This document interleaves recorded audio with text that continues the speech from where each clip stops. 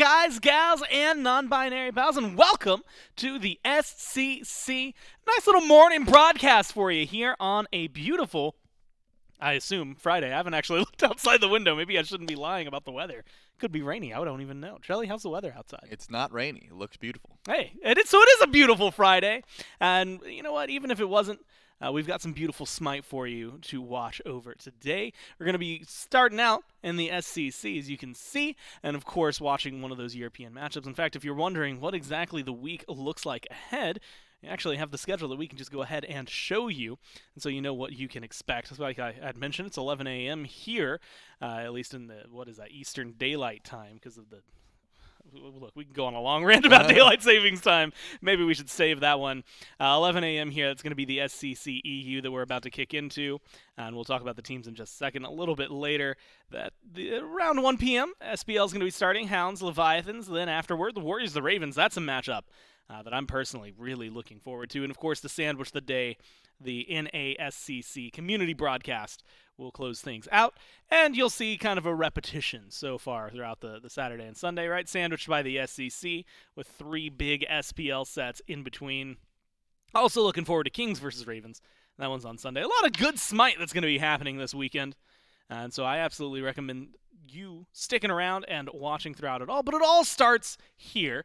And here is in the EU SCC. Solar Scarabs, the team that's behind me, going to be taking on the team sitting over there behind Charlie. Also, Gormizer Charlie. I don't think I ever said that part yet. The Tartarus Titans is who they're going to be taking on. Very, very fun teams to watch here, Charlie. A lot of names that if you've been watching the EU SCC, hell, if you've been watching most of the Masters events over the last year, You've probably seen these guys playing, and you've definitely seen them do well. The question is today, who's going to come out on top? Tartarus Titans, Listimics, Maskill, Zany, Dazer, Toddy, Scarabs, Panvich, Worst Turtle, Sap, Silenced, and Echrome. A lot of big names across the board here. A lot of people who have been sticking together as well as teams.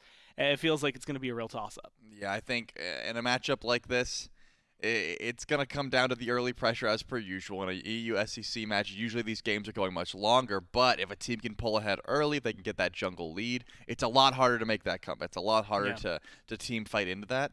And I think both of these junglers have that possibility, Maskill and Worst Turtle. They like to look for those early ganks. So could be a battle of the jungle, could be just, sit by, play a little passive. It really does depend on the draft, I would say. What kind of gods these junglers are getting their hands on, and if they can find that early pressure. Yeah, and honestly, I think these junglers have they've really been at least eye-catching, right? Yep. I think, and we've seen it a lot in the SPL, but I think even down here, I'm having fond memories. Worst Turtle has always been, I think, a big name to try and deal with and control in the jungle.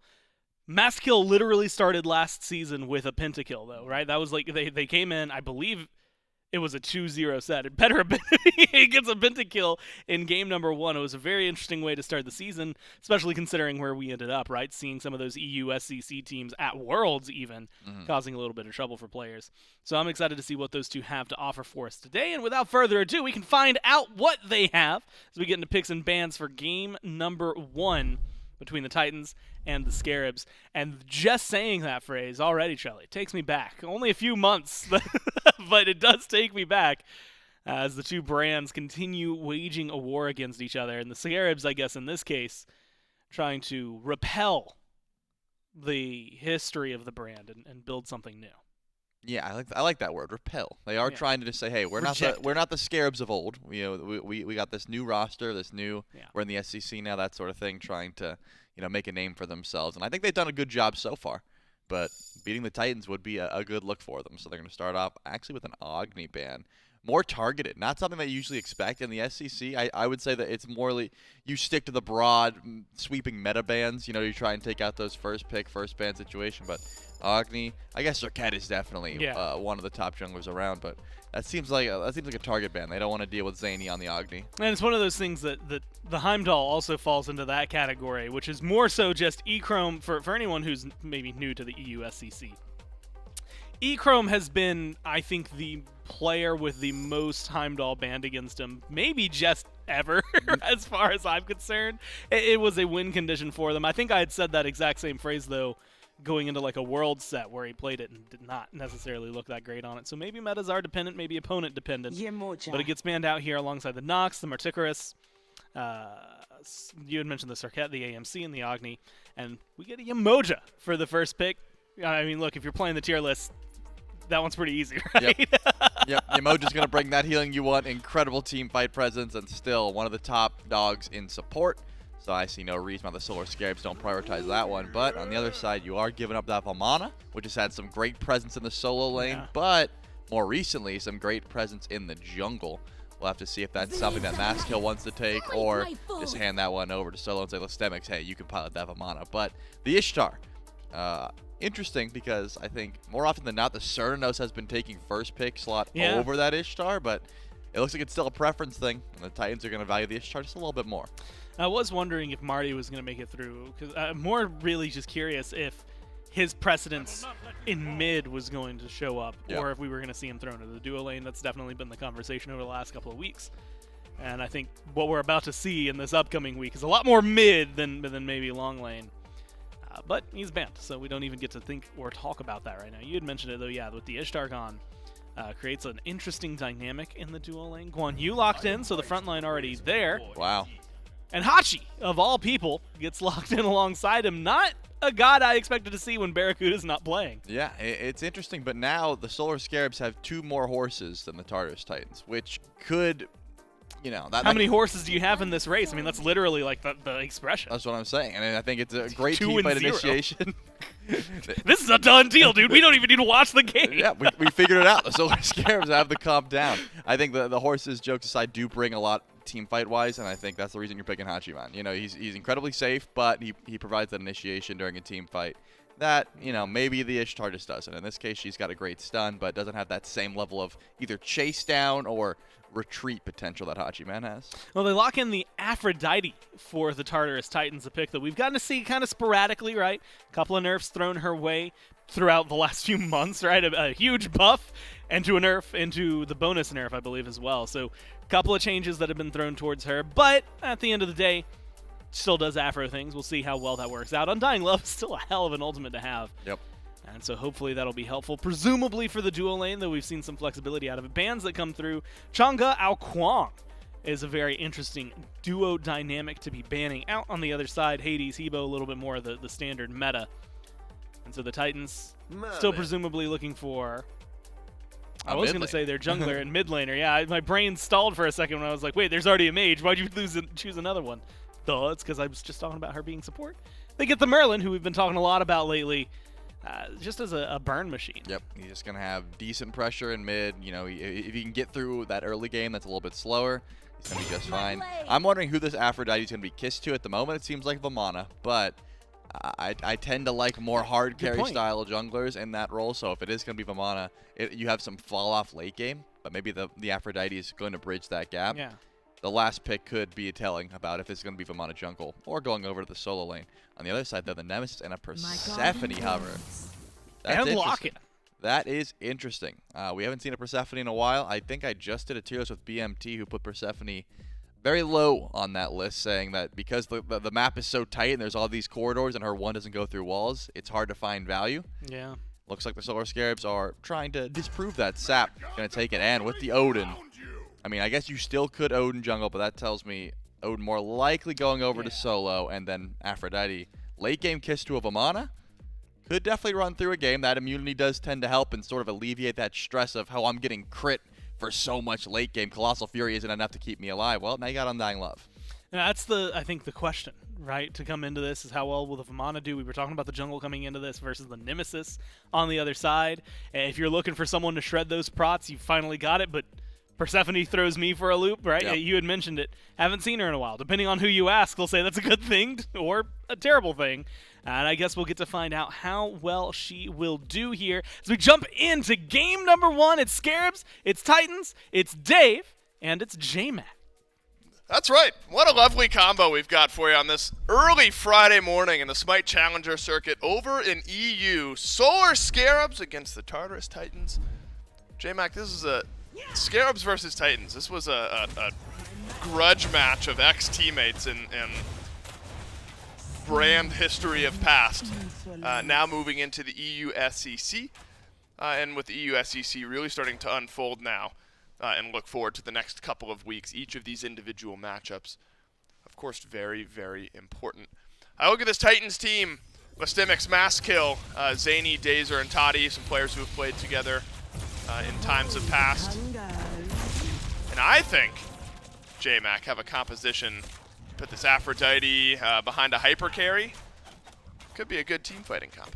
Yeah, making sure that you can get this Aphrodite through the early game is the important part, because it's late game with her passive, being able to give 15% of your protections over to one of those carries, and you're going to be building pretty tanky yourself in the support role is always going to mean that you have at least one person who's going to act as a secondary pseudo tank for your team, given that Vamana's already fairly tanky, especially in that Colossal Fury ultimate whenever he goes up, and going to be having a lot of damage and crit going through. Makes for a pretty easy combination, a pretty easy kiss target for Dazer, though I wouldn't be surprised if we saw him maybe jump over to Toddy or Zany at any point just to make sure that they keep them alive, give them that extra little bit of movement speed, that jealousy buff as well. Just so potent on Afro.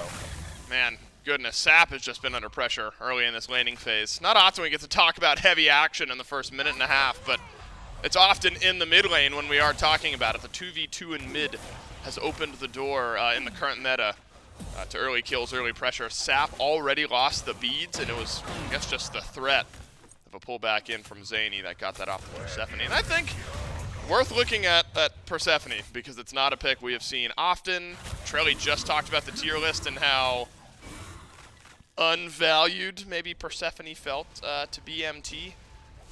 Persephone had a heyday, J-Mac, and it was all the rage out of mid. I'm just not sure the current meta is the heyday for Persephone. The current meta, the way that the jungle walls are up, as mentioned by BMT in the tier list, because there are so many extra small walls through there, her first ability not being able to go through them means that she has to play very carefully. Also, stopping on first got hit means that she doesn't have quite the AoE damage that she once did. The flowers are a little bit easier to juke these days. They move in a straight line, so as soon as you see where their path goes, you can just sidestep them and walk away. The big potency that she still does have is in her ultimate. That's still one of the most valuable parts of her kit, being able to lock down one target guaranteed, force your team to turn their attention to get those auto attacks to break the cage. Still holds value for this pick, but when it comes to these fights around the jungle, not being able to have abilities that go over through those walls, especially your primary burst, your leap really being tied to trying to use to get your flowers to go through as well, makes it a little bit more difficult for her. Still a lot of burst damage, still a lot of potential damage that can come through this god. It's just not easy as it once was. Yeah, well, good news for Sap. Zany, who's got all the mid lane pressure in the world right now, attempting to steal away the green buff, but Sap just sneaks that away a bit. Worst Turtle, actually. Pretty effective clear here. Takes red and speed. Sap missing out on a bit of that experience, but will step over in mid and absorb some of it. You bring up Cage, and of course we've got one to talk about with the Tartarus Titans and Odin, and how pivotal that might be to the setup for this composition. Speaking of setup, you got it. The River's Rebuke, silenced, hoping to pull in a couple members of the Tartarus Titans, but when you see that, you're assuming jungle gank, at least I am, and it's not here. From the Solar Scarab, Silence simply just trying to open up the door. There is going to be a jungle gank, potentially, but it's Masskill just hovering over on the left side of the map. Maybe just trying to find that opening as Silence comes up just a bit short. You know, Umoja Hachi, I suppose you're hoping to find a little pressure in the lane, but come up empty-handed. Anyway, when you're looking over at Odin here, J-Mac, do you think that's got to be it for the Titans here? You look at their composition. Does it have to revolve around this cage in your mind? I don't think that the Titans comp necessarily has to revolve around cage. You don't have the best damage in cage typically when you think of you're trying to lock down an area and really get the damage there. Odin plus giant AoE burst mage does come into mind, but Lastemics probably going down here. Yep, that should be a simple gank. It should be. Oh, the shielding is nice and Worst Turtle. Oh no. He's in the cage. One more tower shot. That is devastating. Worst Turtle had so much time in the cage. It would have been so hard to chase down Lastemics. That is perfect from the Odin. The counter gank does revolve around the cage. And talk about a brutal start for the Solar Scarabs. Worst Turtle just inside tower range, and that'll be first blood to the Odin. You ask any player, they're going to tell you that that cage was probably calculated, though maybe a little bit of luck involved with catching Worst Turtle right on the edge of the tower line. And the worst part for Worst Turtle there is that being inside that cage, you have reduced auto attack speed, and because of that, he doesn't have enough time to actually break that cage by himself. And because Panvich is so far away, he doesn't have that backup to break down that wall in order to get him out there. Because of that, Lystemix is able to pick up first blood for himself. Now has a little bit of double dip in defense by getting that full breastplate of Valor. Cage is going to cut more often. The jump will be available to him as well. But kind of going back and talking to, revolving around the cage, it is going to be a massive tool against the Scarabs, though, because only one of their picks can get out of the cage naturally, that being Sap on the Persephone. He'll take a little bit of damage being able to jump over that cage. Right. But it's really going to come down to Silence getting that Phantom Shell on early, Lystemix making fast rotations, trying to make sure that that stays off cooldown. Because going for this breastplate means that if team fights go long or they extend, and they surely should be, I mean, you look over and you've got sustain and healing on both sides of these teams, you're going to be seeing that cage come up sometimes maybe even twice during a fight. Yeah, Breastplate of Valor. It's been a popular start for the Odin. Tells us you just want to be an ult bot early in the game. So keep your eyes on the positioning of Silenced and where this Umoja is during the team fights.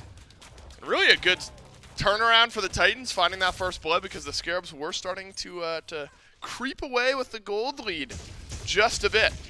500 gold's a decent swing there on the first blood. And Lystemix will help him out during the laning phase. And you mentioned healing, and I think that's an important topic as well as we move from laning phase into the mid game, because Guan Yu has been one of the most popular solo lanes in the current meta. Umoja remains important. You can tell Worst Turtle thinking about the gank. I don't want it to happen to me again, says Worst Turtle, and so I won't end up committing to the gank. Anti-heal, J-Mac, is still a topic. We wondered with the healing changes how things would look. Masskill maybe an early opportunity for a Colossal Fury. Sap has already jumped away. Is Masskill fast enough? Yes, for now. One more auto. My God.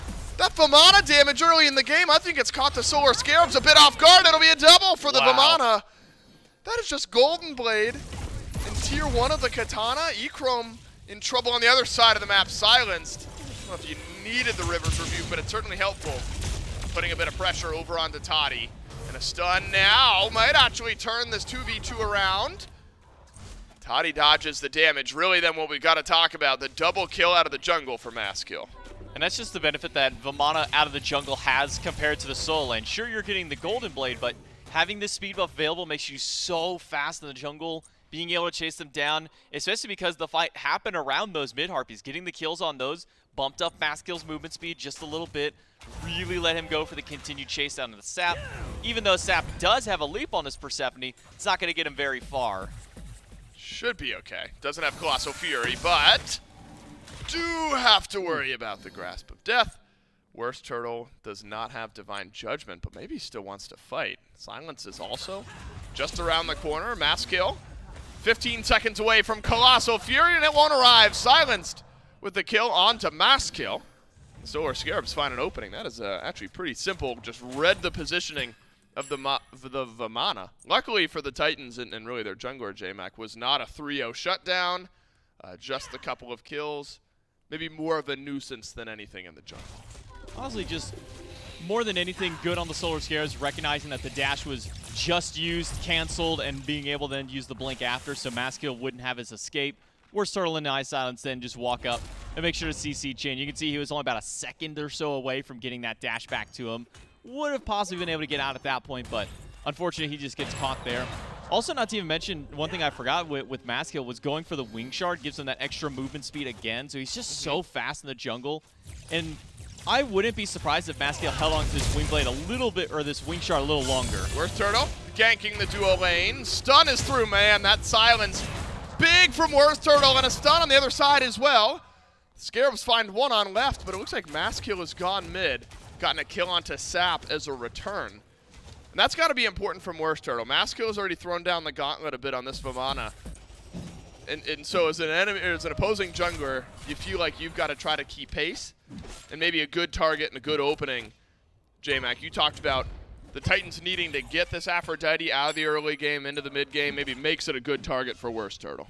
Yeah, Aphrodite's still rather immobile, has a little bit of movement speed when linked up with the target, but other than that, it's pretty much just safety in her ultimate and sustain, a little bit of extra CC, but because of how low mana Dazer and Toddy were trying to go for that shield buff, they didn't really have anything for the escape after, and then after that, it's slow from Worst Turtle on Slice and Dice, slow from Worst Turtle on Ultimate, and then slow from Silent Zany.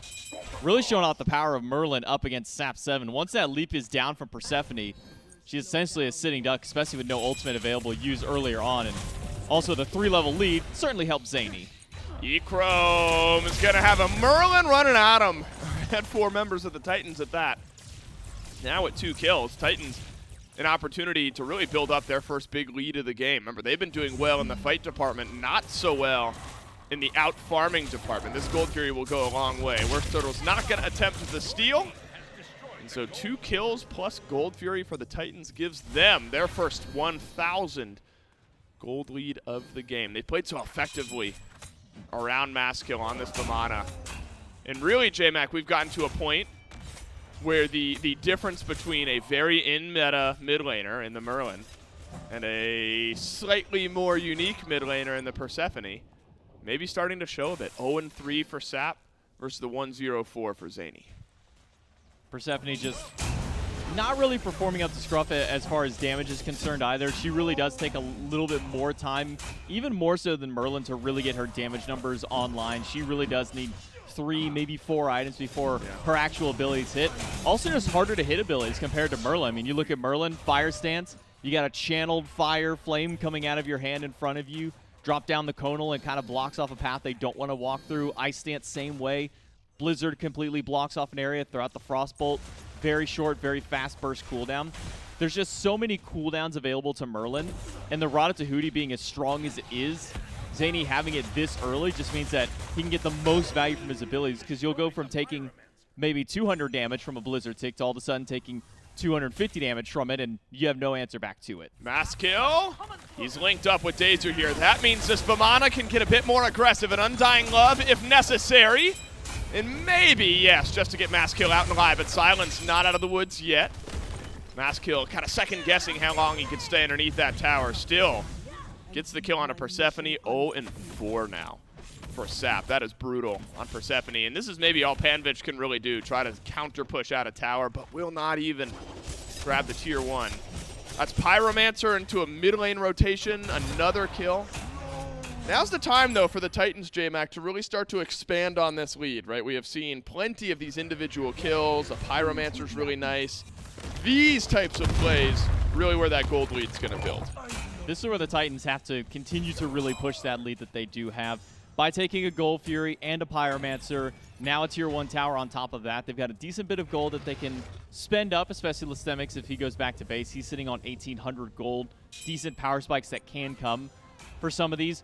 But the important part, and maybe the difference in the mid laners, is, you know, we talk about immobile mages, Merlin having that flicker, very short range. I believe Sap's leap is actually slightly further, but it's the way that these two teams are playing in confidence around their mid laners. The instant that Sap jumps away and as he's surrounded by 2 or 3 players, Lystemix blinks in and says, okay, fine, you don't have your leap anymore, you have no way out of the cage, your Yamoja doesn't have a Phantom Shell yet, you don't have a Phantom Shell, so he can immediately collapse on top, where Zany, if he flickers back or tries to flicker away, he's got enough damage and he's got enough backup from his team to make sure that he can live through these fights. It's really all about, once you use that leap, you're then essentially stuck where you are, having to stand your ground and fight, and Persephone's not really one of those gods that can stand her ground and fight once that leap is down, compared to something that Zany can do with this Merlin. Yeah, this is a 3-level lead. It's going to get maybe a little bit worse before it gets better for Sap. You need plenty of time to wind up. It has been the tier 1 focus for a little while now, and the farm just has not been able to be comfortably gotten from the Solar Scarabs mid laner. The pace of the game starting to pick up a bit as well. Saw an early scrap or 2, things slowed down for 10 or so minutes. Now suddenly the Titans realizing, especially around these objectives, maybe that they can flex the muscles a bit. Important note, Silence picks up Phantom Shell, so we haven't seen Lystemix outside of that mid lane. I guess I was going to say we haven't seen Lystemix rotate in, drop a big cage, but has caught out Sap. It's really over in the mid, or over around these next objectives, maybe where these cages are going to start to be important. The Phantom Shell is going to be important from Silenced. But it's really, we're getting close to game-breaking type of fights. The Titans, you could group around this Primal maybe, take the fight to the Scarabs, and that could really set the pace and the tone for the last 10-15 minutes of the game. Worst Turtle has made his presence known once or twice on the left. Aegis, well timed from Toddy. Is it enough though? Yes for now. Beads and Aegis off of the Titans ADC. Ekrom still trading out some autos. Be careful.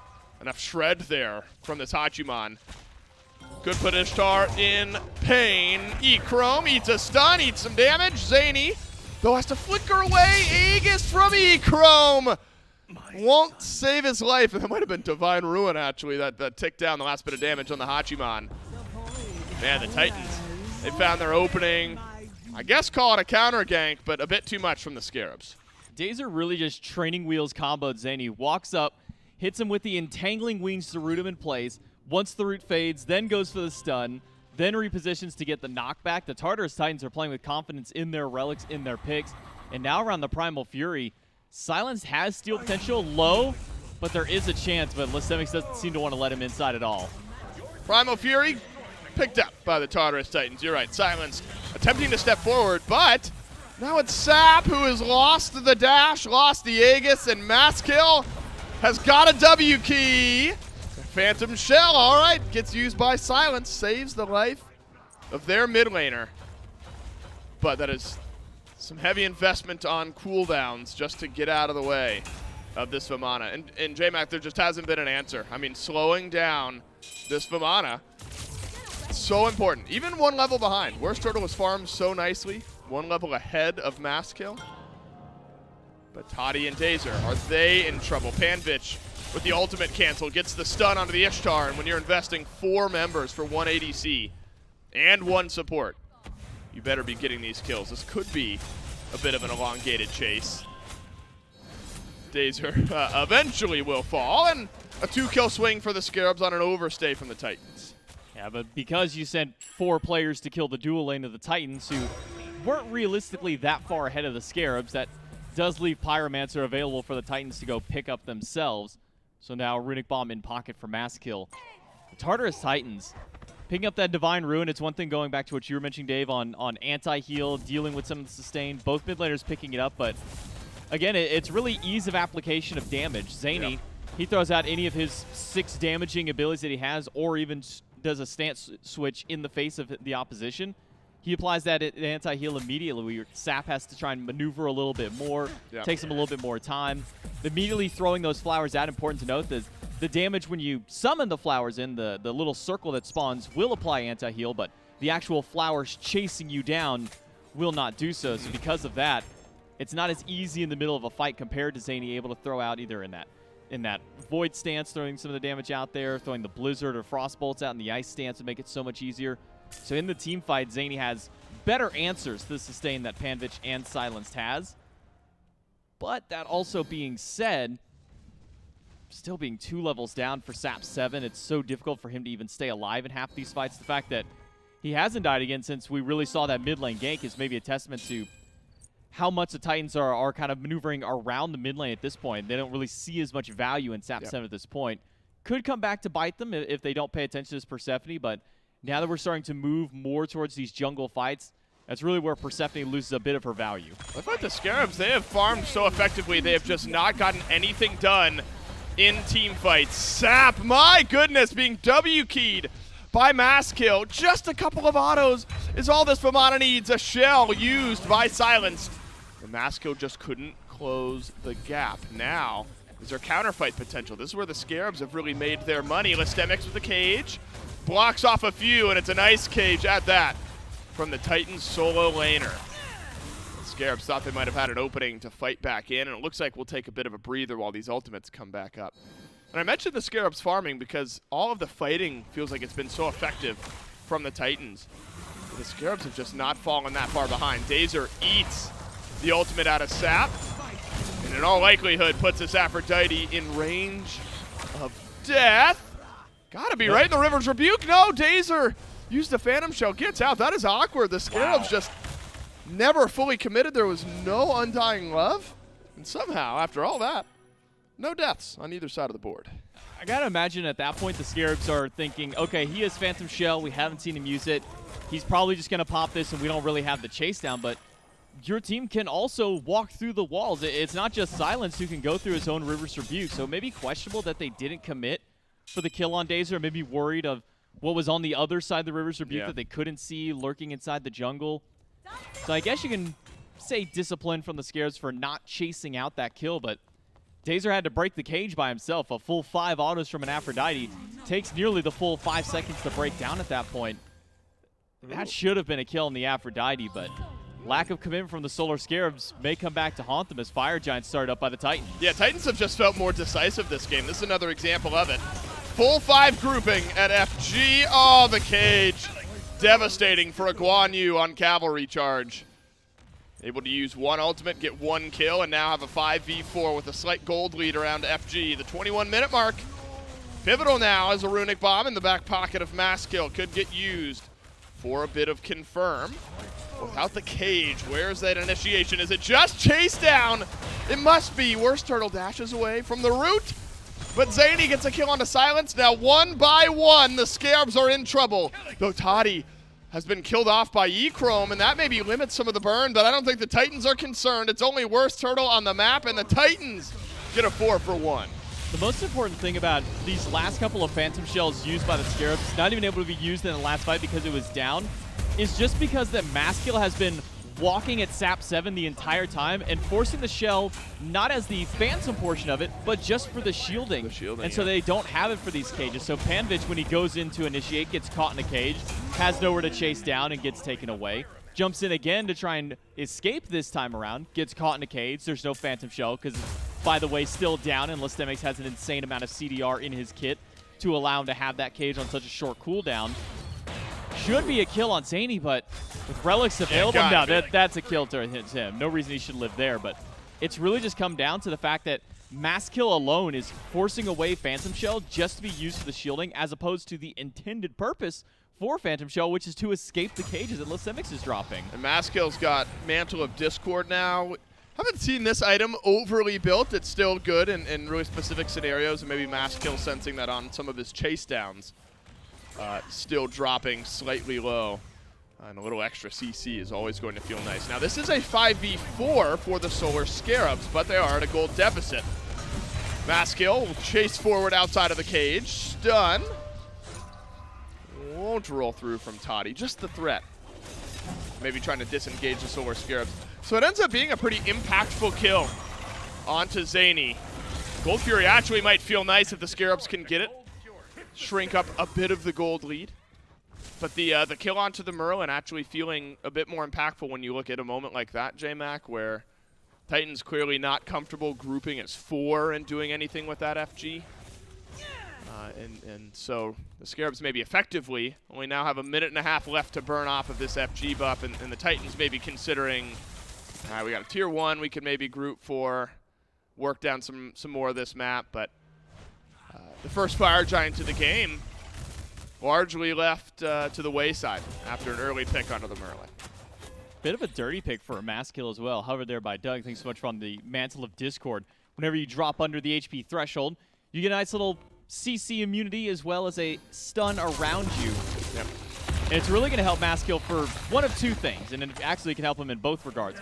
If you still want to keep your chase down, and they're dealing a lot of damage back to you, you get the free stun, it locks him in place, and you can keep the chase down, keep batting away. Or if you're trying to escape with it, now you have the stun, and you have that extra 1 second to escape from your opposition. So I love this pickup by Maskill. He's got just enough damage in kit to where he's not really worried too much about having to be as tanky, but now can do exactly this. We'll see what kind of value the Mantle gets for Maskill. Is even going to drop into that threshold, does for a moment, and allows them to chase down Sap. 1 cage from Listemix is all we need for the Tartarus Titans. I thought maybe tier 1. I was wrong. Tier 1 and tier 2, plus a kill onto Sap. Now, as far as Sap is concerned, a Fire Giant will spawn after he is respawned at 0-6. This Persephone will be back up in 30 seconds, a full 30 seconds before FG is back. But what is going to be left of your base remains to be seen. Worst Turtle on the other side of the River's Rebuke, and actually good damage returned from the Solar Scarabs. All this cleave, triple stun. but no one from the Solar Scarabs in range. And I think, yes, good mindset here from the Titans. Let's not roll the dice any further. We've got sustain, but not enough to fight. You've opened up a win condition on Red. Well, it's never fun to use Hachiman Ultimate just for the immediate damage sometimes. That is the best place that eChrome can use it, just on a defensive mechanism, because there's no walls to block him off. Everybody is funneled into a single part of the lane. The cone gets pretty wide at the tail end, so many targets that eChrome can hit with that. On top of that, the slow that persists with it, iSilence able to get his slow and stun, and the River's Rebuke there. This is a difficult team to siege into with the Solar Scares. While Sap may have gone down before, that takes away your more traditional style of mage to kind of deal with some of these waves to keep the minions out. eChrome and Silence, and specifically iSilence on the Emoja with the Rivers, able to keep the entire enemy team out, and that's the most important part of it, is being able to separate the Titans from the bird, even if nobody gets caught inside of it. Buying that extra bit of time for your team to reposition. Lastemics, who is all the way to the back line. It's a great look for the Scarabs at a defense. Their jungle fight is really where their big struggle comes from, because of just that. A wall standing in the way stops the Persephone cage immediately. Yeah, man, that was an early ultimate usage by the Solar Scarabs mid laner. Now, I don't know how worried the Titans are of that ultimate anyway. It seems like they've welcomed it almost as a fight initiator from the other side. Something that just starts things going, because all the fights have just been Titans all game long. eChrome loses the trade over on right. He'll be sustained up a bit by Silence and Panditch. Pivotal moment now for the Solar Scarabs. You are only, against all odds, like 2,500, 3,000 gold behind, so you might still be able to fight, but you might not get many more opportunities. The Titans have just had better poke, better chase down, a couple autos from this Vamana. I felt so oppressive, and the Titans won't fully commit onto the FG. Instead, just looking for that opening, and it might be Lastemics with the cage. Or Maskill blinking forward, stepping forward, and there's the cage, and he's got 3. Maskill's on a rampage, and it might get worse. A stun onto eChrome, the gallop away, not there, because Lastemics has the up and over. Worst turtle, ice bolted on the back step, and now one by one. Looks like the Scarabs are going to get chased down. Zany, the only one with a multi-kill, because everyone from the Titans has been getting in the kill feed this game. And with these death timers, J-Mac, in a win condition open on right, it's looking like the Titans have taken down game 1. Yeah, this should be a win for the Tartarus Titans through just these jungle fights. Again, so scattered for the Scarabs. Everyone tries to step up and get a little bit of poke. Sap tries to set up his plants in the enemy territory. eChrome separates himself from the squad, gets brought down to half HP before the fight even starts. Because of that, he's able to get chased out, has to go back, resustain. That makes this uneven fight, this 4v5 inside of the jungle at that point. And when you're already down your mid laner's ultimate, when eChrome's down his relics before the fight can even begin, it just makes it so difficult for the Scarabs to really fight back into the Titans that are already in a pretty hefty lead. That's a really important last kill from Toddy, because Toddy was 1, 2, and 7, which is a very ugly ADC KDA. It's not fun. Considering how good the rest of your team is doing. So that last kill, making it 2, 2, and 7, I think visually just looks a lot better. Look, the Vamana, it's a pick, J-Mac, that we've seen prioritized really heavily at the SPL level. Has had answers at that level. Felt like just did not have answers this game. It's really the nasty combo that the Death set up. Aphrodite, Vamana, Undying Love, and maybe that's all we needed to see from the Titans. Yeah, I mean, when you put Aphrodite in a already highly mobile jungler to be able to kind of run down the opposition, then giving him the ability to literally be invulnerable and not take any kind of movement speed penalty for at least a short duration, it just makes it so difficult to deal with this Vamana. If you're going to give Vamana up to enemy team, you can't be giving an Aphrodite along with it. It just gives him too much utility. Not only damage, but was pulling away ultimates, pulling away relics consistently. Titans look good in game number 1. Could it be a 2-0? Stick around and find out.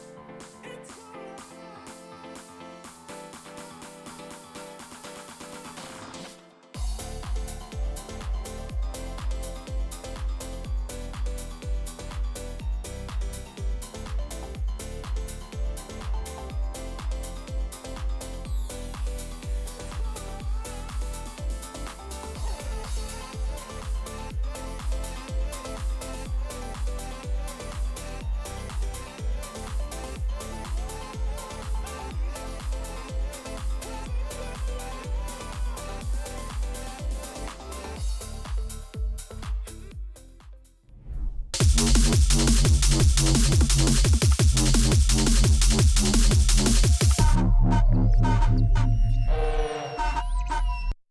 hey there, and welcome back to the EUSCC. A quick little break for you, so hopefully you grabbed your snacks, because that one was relatively quick, Trelly, right? And in the grand scheme of what we've seen so far in Season 10, things have not been kind. And unfortunately for Persephone, it's been a while since we've seen her, and Trelly, this game was not kind to her either. No, I think that her issues were always that she gets dove by these characters with CC immunity that don't get affected by Grasp of Death. If you're in that lockdown, that's your best peel option, right? You're going to say, oh, I'm going to ult them, they're going to go away.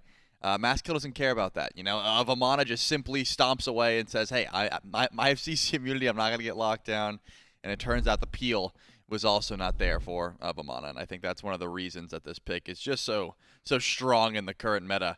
It's very difficult to try and deal with, so in that case, you don't really have your carries online. You have this Aphrodite that we were talking about that could have been a huge problem, and there was no answers for Maskill, unfortunately. There's a lot that goes wrong. If the Odin Cage is getting the value that it's able to get because the Vamana's just doing that, man. I mean, look, nothing even crazy fancy about the plays he's making, right? He's just doing Vamana things, running you down in a 2v1. It didn't seem to care too much about it. A lot of good damage, a lot of good burn. Unfortunately for Sap, look, you know, I will definitely give the credit where credit's due. We've seen some great games from a lot of the Scarabs players in general, and some of that even happening from their mid laner, right? Sap has had some fantastic games. In fact, I remember a Vulcan game specifically that stands out to me like no other. This one just wasn't it, though, right? I mean, the Persephone just didn't get to do too much, and it feels like you said, the Vamana goes a little too unchecked, too long. And even if you're worse turtle and you're getting style points kills with your shield, can only go so far to help balance out the great things. 7-1 and 6, 6-1 and 8. Those are the two big standouts, Zany and Mastkill, in terms of KDA. But 11 assists, 8 assists there for Listimics, 11 there for Dazer. Just feels like everybody kind of gets something done in a massive fashion. You go 0-7 and 0 on the other side, and Jelly feels like that's a pretty easy eggshell to crack. Yeah, I would say so. So, and I don't think the Solar Scarabs even have to ban the Vamana necessarily. They just have to not pick the Persephone, right? You got to pick something that has a little bit more survivability, something that can be a bit safer in lane. Because if you're not dishing out incredible amounts of damage and your only escape is that small little leap, it's just not far enough. You're not going to be able to escape the dangers that a Persephone will have. So I'm thinking just a bit of a draft if. Game number 2, maybe they sort it out. Something, just a little shimmy shake, right? Yeah. In the mid lane. Most of the rest of it was really good. I mean, you start with the Umoja. Yeah, honestly, now I'm already blanking. Yeah, the Nemesis was pretty solid as well. Yeah, pretty much everything from outside of the Persephone feels like it could have had something. So maybe you need to change something in picks and bans. Good news is we can find out what you're going to do here in game number 2 as we jump into picks and bans. That'll be the Scarabs once again in the first pick slot. Now, Trelly, this is where things can get a little wonky. Sometimes we see teams get a little too locked in their ways. Sometimes they change everything up and maybe miss out on a lot. You had said they don't need to ban the Vamana. They don't care what you say, Trelly. They ban it out first and foremost. Well, if they're going back to the Persephone, I suppose that's a good look. But again, the Vamana is just very strong right now. If you don't have an answer for it, then banning it away is certainly a viable strat. And it looks like that's the Solar Scarabs are going to go for. Well, also taking away Marty, a pick that we talked about a little bit in picks and bans for game number 1. Probably something that both these teams could look towards, but I assume the Scarabs don't want to prioritize it because they're going to ban it away once again. And the Titans, they're not changing anything. AMC, Heimdall, all pretty normal stuff so far. Yeah, outside, so Vamana was an adjustment, right? Marty's still up there, Serket's still up there. You'd mentioned the AMC, the Heimdall. Now Aphrodite is up there, so at least, again, an adjustment from both sides here. You get the Vamana, or you get the Vamana taken away this time. You take away the Aphrodite alongside it. Guan Yu is the first pick up front by the Scarabs. So it feels like they felt like that was solid for them, and they're going to go back for it, which admittedly Guan Yu has been a good pick. I don't know if I have anything against it or anything for it. He's all right. Yeah, he has been good. As long as you get that extra sustain in your kit, you're going to be just fine. That guy's been good. Yeah, and both of those guys have been good. Remember, the last time there was that Ishtar prioritization, and I was like, where's the CERN? Found him. First pick there for the Tartarus Titans as well as the Hercules. A strong top 2 doesn't reveal too much about your draft, just says, hey, we know what is strong in the current meta, and we're going to try and focus out the CERN and the Hercules. A good top 2 there for the Titans. Well, the Ishtar still gets locked in, right? Goes over towards the Scarabs. It's been an interesting pick, I think, back and forth what we've seen really with the Ishtar and the Kernanos. And like you said, Kern has just been on the rise taking over. But if you're going to solo lanes, Guan Yu has been up towards the top because of the healing, the cooldown reduction. Hercules, at least in the SPL, has been dominating, and I'm happy to see him here in Europe. But the Merlin, it feels like mid is the one that I couldn't tell you like the #1 mid laner right now. And I feel like it's because we've seen about 3 or 4 cycled in alternatively.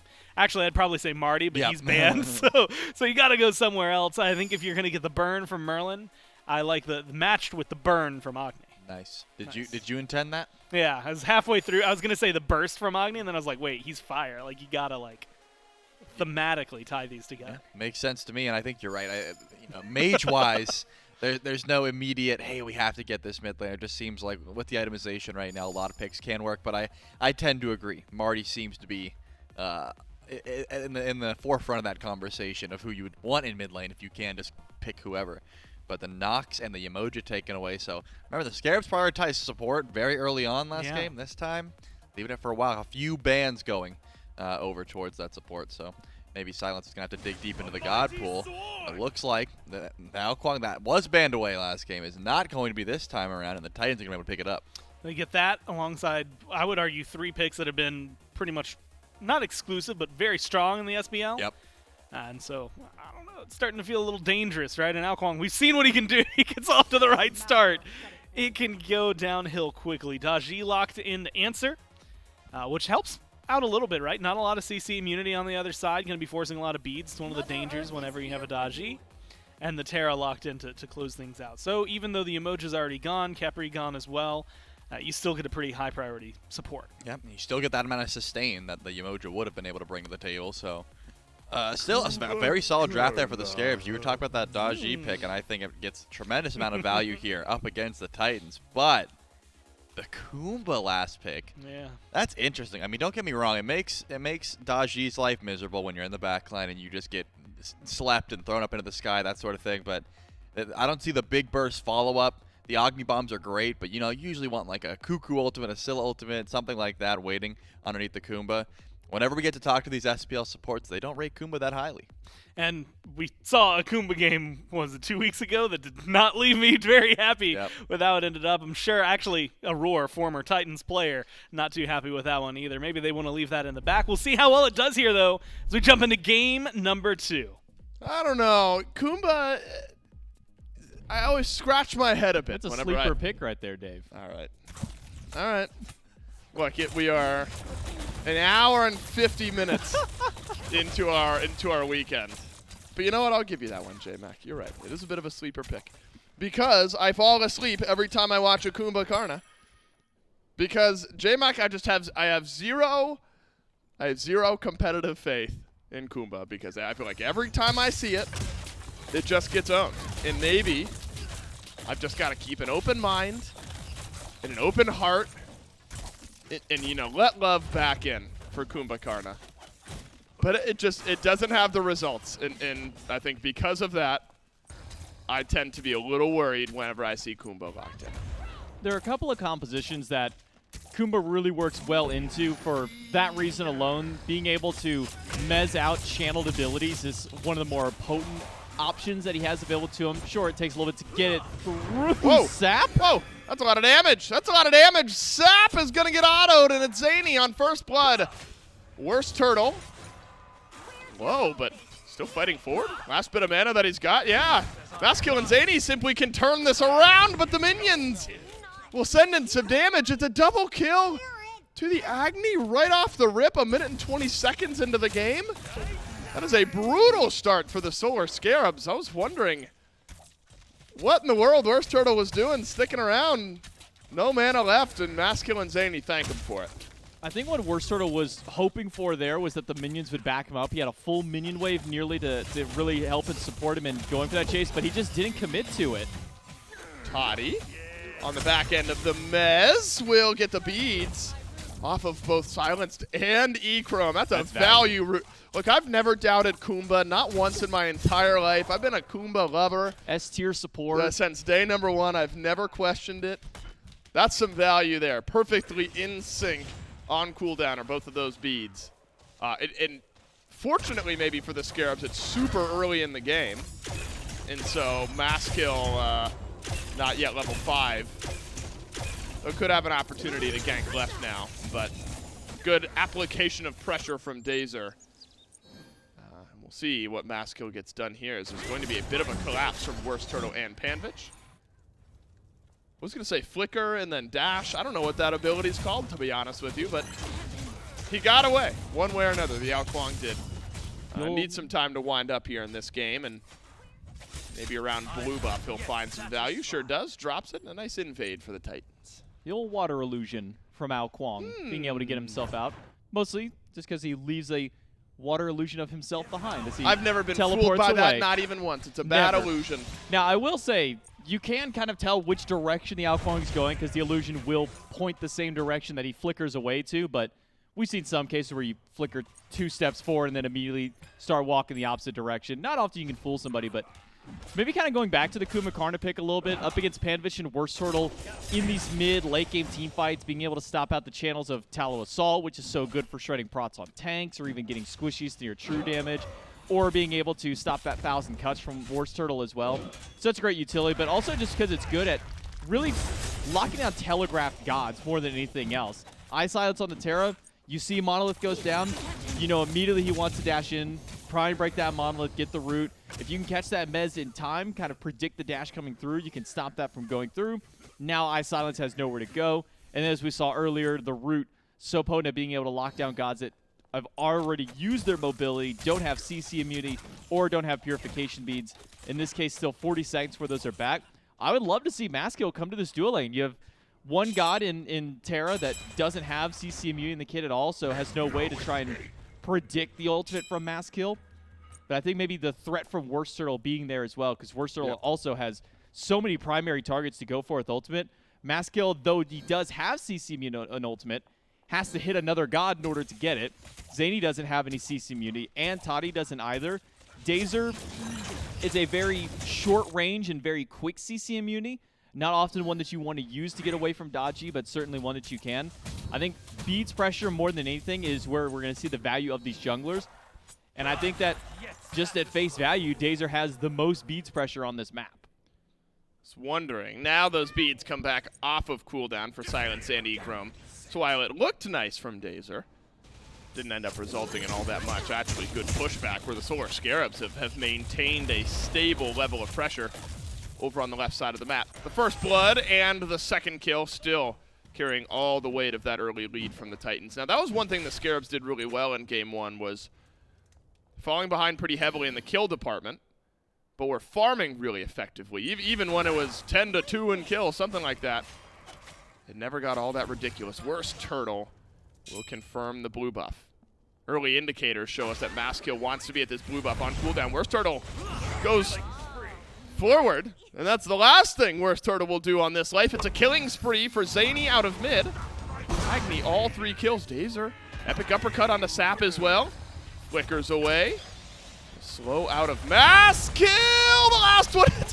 It's Agni is off on a tear. And that look, there's got to be a spearhead of effort, J-Mac, you imagine. Comeback mechanic bounty, how valuable all of that is.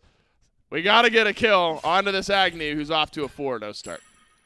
Maskill probably wishing he had gotten a couple of these kills, but giving them over to Zany is certainly ideal as well for this Titans team. And again, what Kumba offers, goes in, Meza Sap 7. Sap says, okay, well, it's just you here. I have nothing to worry about. Walks up to the lane. Keeps trying to clear out the minion waves. Dave says, no, I'm still here. I'm still a threat. Uses epic uppercut. That takes another 2 seconds of time to buy for the Titans to move in. Maskill, as mobile as he is, being able to water illusion in himself, being able to keep that chase up. Zany dashing in as well. It's so much time that Dazer can buy. If beads are pressured away, if beads are taken off a Sap, there is such a long CC chain that Dazer alone can cause to one of these players, and especially towards Sap. If Flicker is down, there's essentially about 7 seconds or more where Sap just does not get to play the game of Smite as far as mobility is concerned, or even just not being able to hit any buttons. So making sure he keeps eyes and tabs on his own beads is going to be his key to surviving this game. The left side of the map has had wonderful ward coverage so far. Neither jungler has made their way left without being spotted out. just now. Worst Turtle rotating to this side of the map. Clearly seen by Toddy, who did just have to use the beads. So that'll keep the CERN a bit more safe. Got to see something out of Worst Turtle now. This Daji carries such a potential weight behind it. Beads now off of Toddy. Great look, except ward coverage has been good from the Titans over on that side of the map. Putting pressure on Beads. What this Daji needs to do. Maskill has just been able to sit back and farm up quite nicely. Double Mez. Maskill with a silence on a Worst Turtle, who will go over the wall towards the Harpies. Sap gonna get chased down by Zany. Oh, but a flicker away. What a play from Sap, the solo. Gets a 4-kill shutdown onto the Merlin. 4 kills, doesn't matter. Sap makes the outplay happen. And that is going to feel so nice as far as gold goes. And I think needed from the Solar Scarabs mid laner. Yeah, massive shutdown and swing from the comeback mechanic to take down Zany. But that's the small little bit of outplay that Merlin has, is the dash goes immediately, or I should say that flicker teleports him out of the first bomb, goes into the fire stance, puts the dot on top of Zany, so he's already taken the burn damage. Zany's already committed his dash to go through, miss out on the bomb. And the most unfortunate part about Agni and using those bombs is you do root yourself in place for just a brief second to fire those off. That gives Sap7 just enough time to reposition, get his next ability channeled up, set down the fire, because Zany wants to. Zany at that point, he's already dashed in, he's committed. It's either kill or be killed for Zany. Unfortunately for him, it was the be killed. Sap7 finds that big shutdown, a 4-0. Now stopped down to a 4-1. And while it doesn't fully close up the gold lead that the Tartarus Titans had at that point, it puts Sap7 back to even at that. He was about a level and a half down to Zany. Yep. Now sitting dead even with him in his opposition, and it has effectively nullified the early game. Actually got as bad as 2 levels at one point, but you're right around the level and a half, depending on where the waves are crashing and where the farm is. Now, it's got to feel slightly bad for Zany, because it's like, well, what are these 4 kills worth? I was on a 4-0 streak. Now I'm even with the guy I'm laning against after 1 death. That feels pretty bad, but it's the way it goes sometimes. You got to pick and choose your engagements a bit more effectively. So the Scarabs have been given a second lease on life. It feels like they've played the last 2 games with their mid laner a couple levels behind at all periods. Now you get a reset at the 9-minute mark. Picking and choosing your fights a bit more effectively. Help avoid what happened in game 1. Dazer blinks over the wall. Worst Turtle the target, but not much happening. Bombs out from Zany. There's a chain on this Agni as well. Will he use the beads? No, he won't. He'll get pulled in. Worst Turtle gets out, though. A double wild hunt makes for a good fight, but Sap rotates in, and this Merlin has started to take these fights over. The fire damage enough. And Dazer just over the wall. Could be a triple kill for Sap.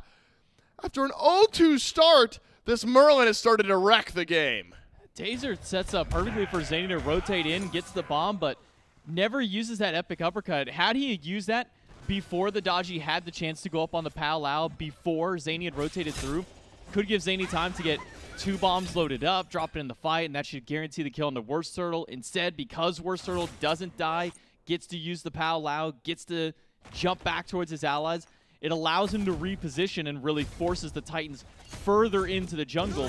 And because they spent so much commitment trying to take down Worst Turtle, they had nothing for when Sap7 rotates in. This Merlin, who was at points a level and a half, 2 levels down, evens up against Zany, now picks up 2 more kills in that fight alone.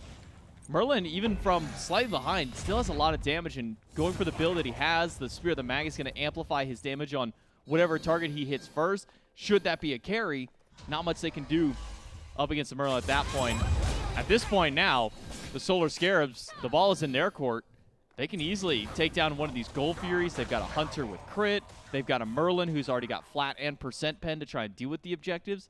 The Tartarus Titans, they need to slow down their pace more than anything else, because at this point all they're doing is seeing red, but it's their own red, their own blood that's being shed. That's right.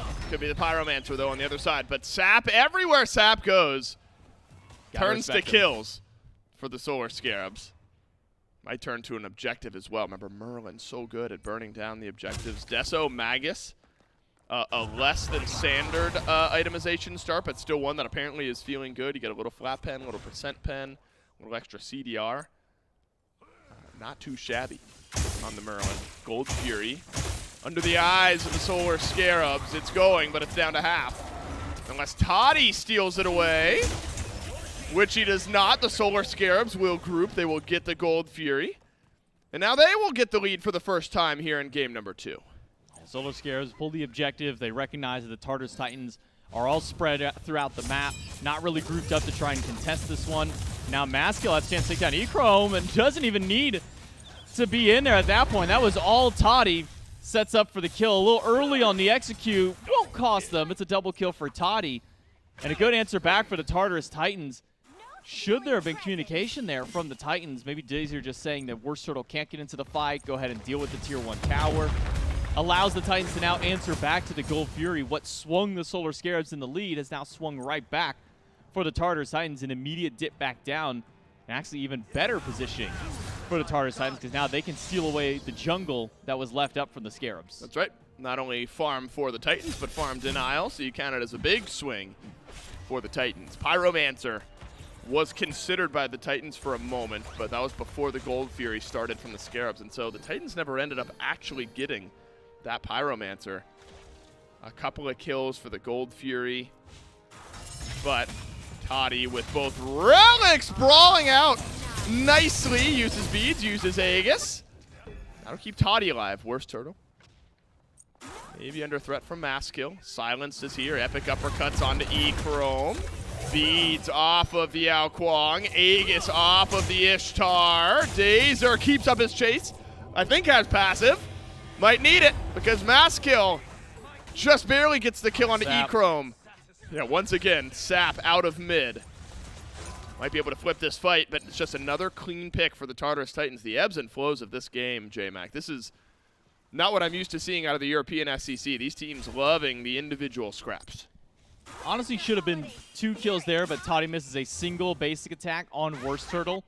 That would have been the killing blow to take out the Dodgy. Then could have been not only the Dodgy, but also the Ishtar that does go down. And maybe this is why we're seeing a little bit less of the Ishtar. Sure, she does have great area control with that ultimate, great utility in her kit, the CC, her wave clear is great. But so many times as of recent, Dave, we've been seeing these dashes get caught out, that they've been body blocked. And as soon as that jolt goes down, you have nowhere to go. You're forced to stand your ground and fight. Sure, as an Ishtar, you have a lot of tools to be able to stand your ground. You still have the ultimate. You still got the conal shotgun-style auto attacks if the tank is the one getting in your face there. But when Maskill is same level as you and dealing equal, if not more damage, and the fact that he's fine to expend his body just to get the body block on the dash, it's a confidence thing from the Tartarus Titans, and maybe, again, why we're seeing a little bit less of this Ishtar in competitive. Sap, this would be a great kill for the Tartarus Titans. Merlin has been the looming threat. Beads off of Merlin. Dazer will consider that worth for the time being. Dazer has picked up Absolution, which is not an item I'm used to seeing. I love it. I'll hold this thought just to see if something happens with Worst Turtle. But J-Mac, you're a fan of the pickup.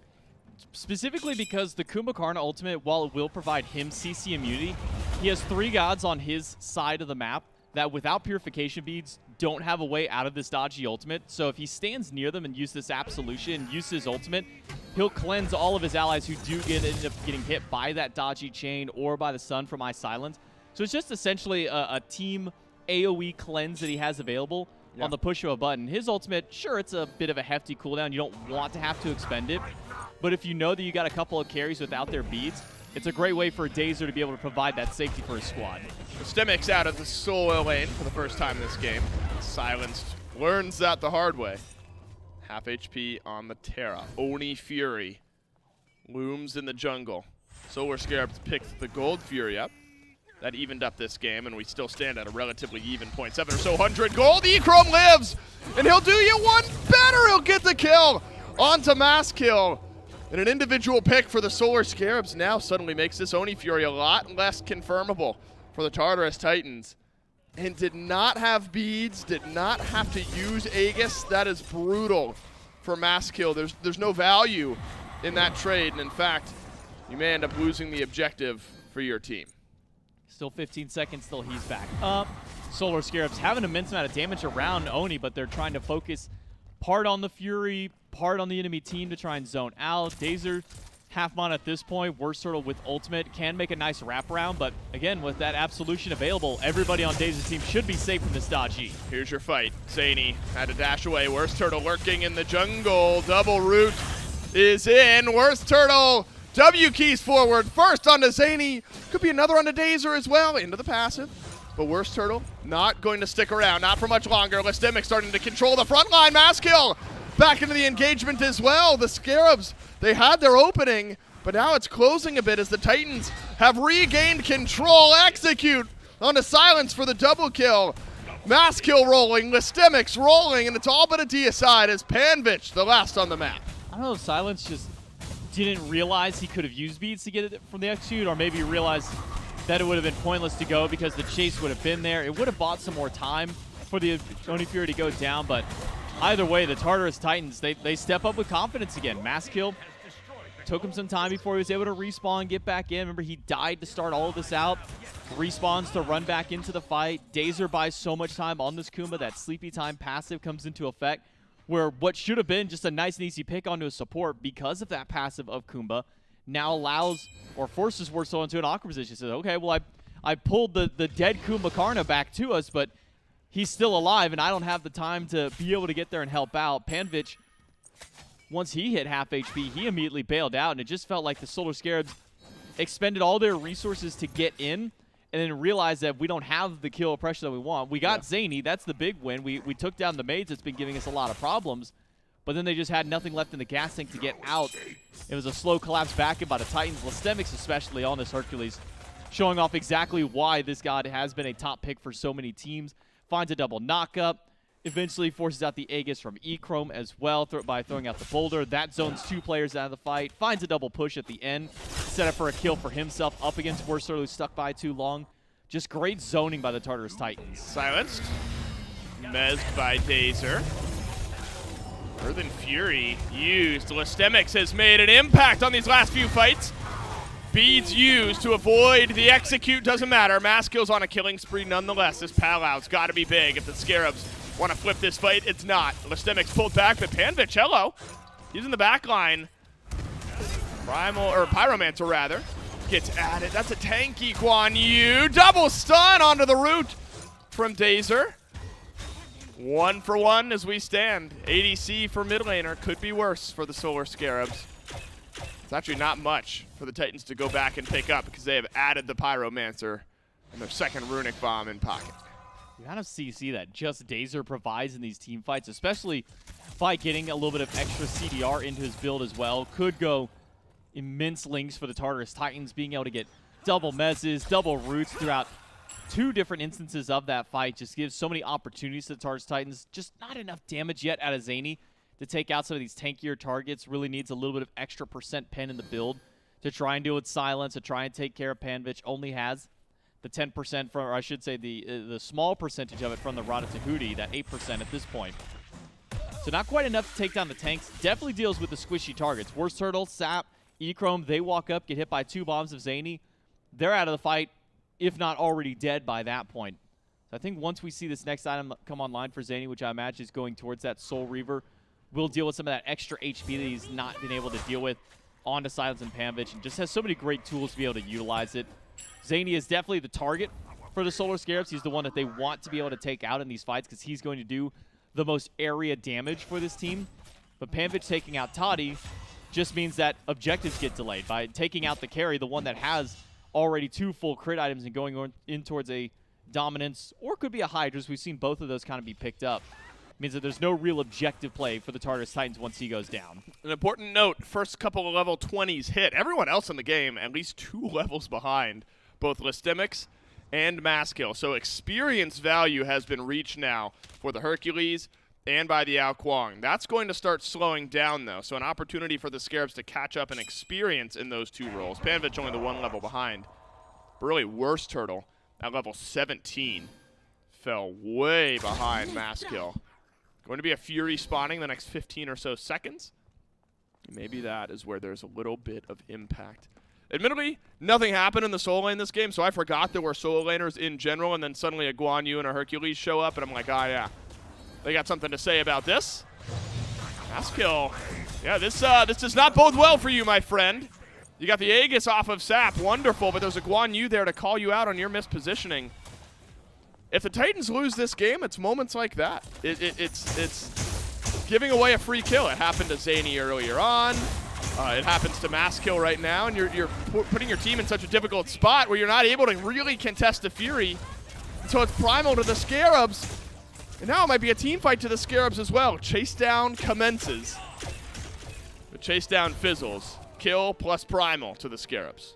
Only reason that Solar Scarabs don't chase there is because Sap 7 has basically no HP to his name. Had Sap 7 had at least half HP, maybe a little bit more, would be willing to step up, but all it takes is one turnaround bomb from Zany to take down Sap 7.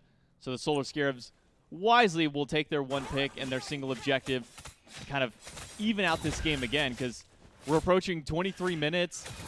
Gold, not in any heavy favor towards either. It's less than 1,000 at this point, so we're sitting dead even in the gold department. But as you mentioned, XP probably the most important of it, because it changes up where some of that gold allocation can go. For Maskill, he can finish up his starter. Worst Turtle's still a little bit away, so in the immediate jungle v jungle fight, Maskill will have a slight damage and defense boost compared to Worst Turtle. Though Worst Turtle going for that Magi's means that Ultimate's not going to be available for Maskill to get the execute unless somebody else can pull that away. You got an Agni, you've got a Kumba, two really good gods at taking away Magi's cloaks from enemy teams if one of them can just get a little bit of gap close in there. So it's all going to be about making sure to play around the bubble, playing around the beads is where the Tartarus Titans are going to find the most success in their team fight, and they've got, again, great tools to do it with Dazer. Lastemics as well. If you find one person with the pickup from the Hercules, if it's a carry, you're guaranteed taking those beads away because no one's going to want to wait on the ground and wait for that stun to go through afterwards. I can't figure out this game. I truly can't. Toddy avoids the stun. E-Chrome, who fell way behind early. Whoa! Toddy, one auto away from death. Loses most of his HP. E-Chrome's at 1 and 4 and actually beat Toddy to level 20. E-Chrome's been an absolute farm menace over the last 15 really minutes of this game after E-Chrome did not have the easiest of laning phases. And now, you know, really, what does it matter? Who cares if I'm 1 and 4? I don't want the end of this game to look bad, but I'm now full build outside a starter item upgrade. Toddy leaves base a full item behind E-Chrome. Brutal. And that's an area of this team fight the Solar Scarabs may be able to take advantage of. Can't quite figure out which direction this game is going to go. It's had its ebbs and flows. The Titans again have controlled the kills. And yeah, you get a Mez and a root onto Sap. Beads, at least finally some value. There was no immediate follow-up. Looks like enough good, proper zoning from the Scarabs that really kept the mid laner full HP. This is an important 1v1. Maskill has to use the beads, and off of the pal-out goes Worst Turtle. Beads and ultimate for Blink and ultimate on the other side. Also the bubble pop by Dazer, so Worst Turtle, his only answer to really dealing with Maskill would have either been to try and fight through and beads if he thinks the execute is coming by, turn and burn at that point, or go into the pal because you know you're guaranteed as long as you can hit one chain to pull beads away from Maskill, because Dazer was too far away for an Absolution cleanse. Oh, Fire Giant. Fire started up. There's 3 runic bombs for the Tartarus Titans. Will they be able to use them? Maybe. Lastemics low, but scurries out of the fight. E-Chrome has found death at the hands of Maskill, who's in the back line. But the Ao Kuang can't get anything else done. The Merlin still lives. A runic bomb tried to find a knockback and some damage, but Worst Turtle reinitiates as well. Toddy hunting, lurking, searching for a Daji, but the Daji will not present themselves. It's beads used from the jungler as well. The thinnest of margins on either side, 2 for 1. E-Chrome stumbles, but Maskill and Zany dealt with. Maskill is fighting like he's playing old Ao Kuang build where you're building Bancross Talon, you're getting Typhon's Fang in that kind of build where you have so much sustain that you can go 1v1 up against a crit hunter. You don't have that same level of sustain anymore. You have a single Spear of the Magus, which isn't much lifesteal at this point in the game, and it's just not as valuable anymore. He doesn't have the damage to really take down E-Chrome. He can't 1v1 against Sap 7 at this point because of how much damage Sap 7 has in kit. Just awkward from Maskill more than anything. Gold, Fury, close there against Silence. He'll live through. Sap 7 was there to pick that one back up for him, but Calculated. Maskill is definitely playing a bit more aggressive than he really can. He's going in before his team is able to get there, If he waits until Dazer shows up, if he waits until Zany gets in there with him, he'll have more than enough damage and more than enough CC to really be able to take them down. But Ao Kuang, even up against 3, not going to do much. Ao Kuang really far ahead up against 3 in situations we've seen, does do great, but not when you're fighting a level 20, a level 20, and another level 20 at this point. I'm trying to figure out what's happened with Toddy here, because Toddy's been sitting on this exact build for the last 5 minutes of this game, and in the meantime, Echrome has gotten one of the glyph upgrades and just held that one big item advantage, and Toddy's only got 1,400 gold in hand, and so maybe the farm just hasn't presented itself so effectively because we've been fighting so much over the course of the last few minutes of this game. Poke damage there from the Solar Scarabs. I don't think I've seen a full HP carry move into either of these last 2 fights. Fire Giant's going to force the hand of the Tartarus Titans at the 28-minute mark. Listemic steps forward. Plenty of Merlin burn damage with the Soul Reaver. Keeps Listemics a bit further back. Panvich blinks forward. Looking for Zany. Gets Zany. Gets about half the HP off of Zany. Cavalry charge forward. My goodness, the Titans are so grouped. Echrome kills off Maskill on the back of the fight. Worst Turtle initiates on the front line as well. Wow. Zany with the fadeaway kill. That could prove important. But Echrome silenced Panvich. Might be able to chase down this Agni. It's been far from clean, but it's been 2 for 1s. The Scarabs have been winning these odd-numbered engagements. And the Scarabs pick up a Pyromancer. Zany gets the kill because Boulder from Listemics puts him down low. Dazer has sleepy time, but I don't think he's living through this one. Listemics is trying to bail himself out if possible. Has enough gap to do so. And the Tartarus Titans, now with Zany as their only chance to maybe steal this Fire Giant away, can do so. Bombs do a lot of damage, but it's a matter of being able to step up, and I don't think he can do so here. Does find a couple of big shots of damage. Sap's got to use the Aegis. Zany, 1-4 bomb. He tries, but it gives Listemics time to come back in the fight. This is now coming unhinged a bit from the Tartarus Titans. The Scarabs have just lived, and they will again. Scarabs without an FG and 1 kill behind have a 5,000 gold lead over the Titans. Starter item upgrade for Toddy. So he has that over Echrome, but still an actual item behind.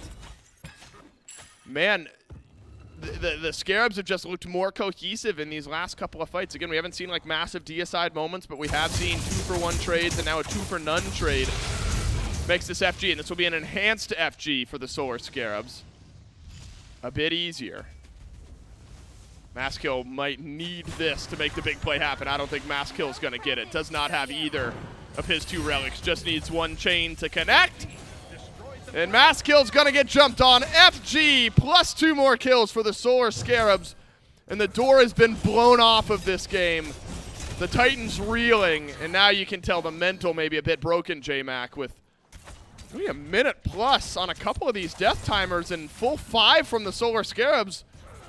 This could get messy really quickly, and there could be a Game 3 over the horizon with just 1 or 2 more kills. Zany needs to use these bombs on the carries, but he's only hitting the tanks with it, and now he's caught out under. He goes down, and Tartarus Titans looks like they're going out this game. On to Game 3 we go. The Titans had a massive kill lead again, but they could not convert it into a win. And Scarabs, Titans, and the SPL lore between these 2 teams has been a bit of a rivalry, and maybe one brewing in the SEC as well. One thing I do appreciate, if nothing else, these teams have been scrappy. They've been fighting a lot early and often. It just hasn't felt the cleanest from the Titans in the last couple of fights that we saw. I got to give shouts to Sap after the way Game 1 ended. Oh, yeah. You're like, what, 0-7, something like that on Persephone. You start off this game 0-2 on the Merlin, but really roars back, and think back to 30 minutes ago, that big shutdown maybe really started the turnaround in this game. Yeah, finds the shutdown kill on a 4-0 Agni, evens the game out, finds another kill after that. Not only that, a double kill beyond there, so Sap able to bring himself back. The one thing I need to see out of the Titans in the next game is to reel Maskill back in a little bit. On this Ao Kuang, you're not quite the hyper carry that this god used to be. You're not going for this full sustain build that you used to have to where you could fight 2-3 people and heal up to full with every single ability you have. Going in a little bit too much, getting caught out, especially not having his beads. You could see in his build he wanted to go for a Magi's Cloak at the end, didn't have it for the last fight. Ends up getting picked off, and all these scattered fights are only going to end up netting for the Solar Scarabs in these cases. It sure did. Solar Scarabs, they take Game 2, in a decider. Game number 3 just over the horizon. Stick around.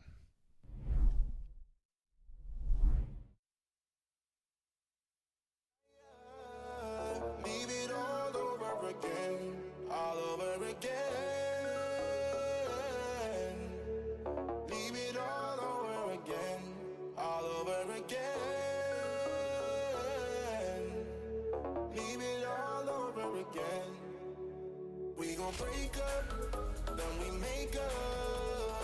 Act like we're gonna be friends. Blaze the fire, take me higher. Leave it all over again, all over again. Leave it all over again, all over again. Leave it all over again, again, again.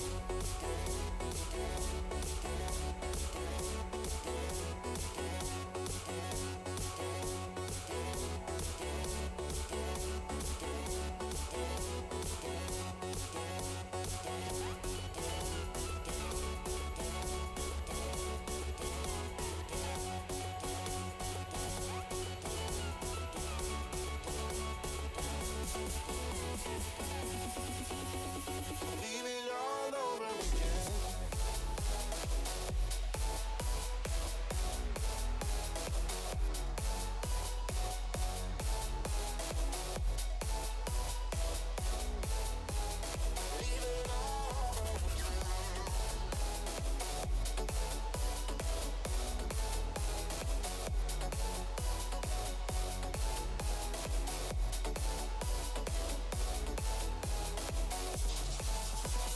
Break up, then we make up. Act like we're gonna be friends. Blaze the fire, take me higher. Leave it all over again, all over again. Leave it all over again, all over again. Leave it all over again.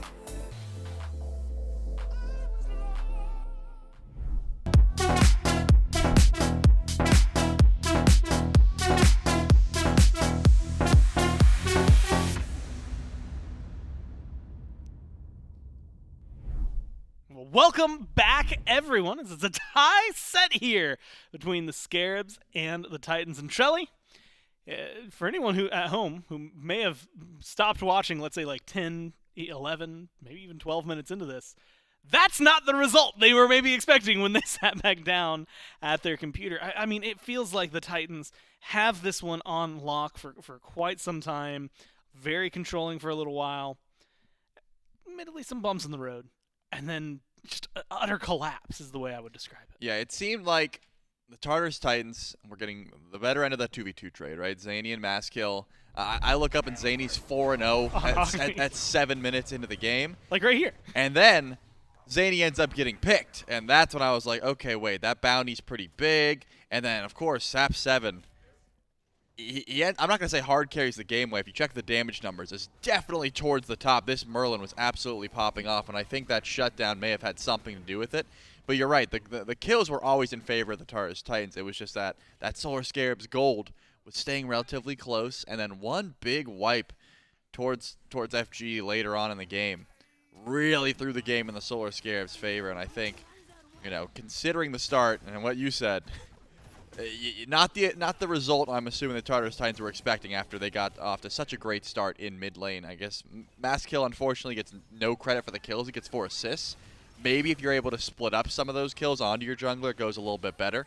But either way, I think SAP 7 absolutely popped off. Ikram, of course. The KD isn't going to reflect it, but had some clutch moments as well on the Ishtar.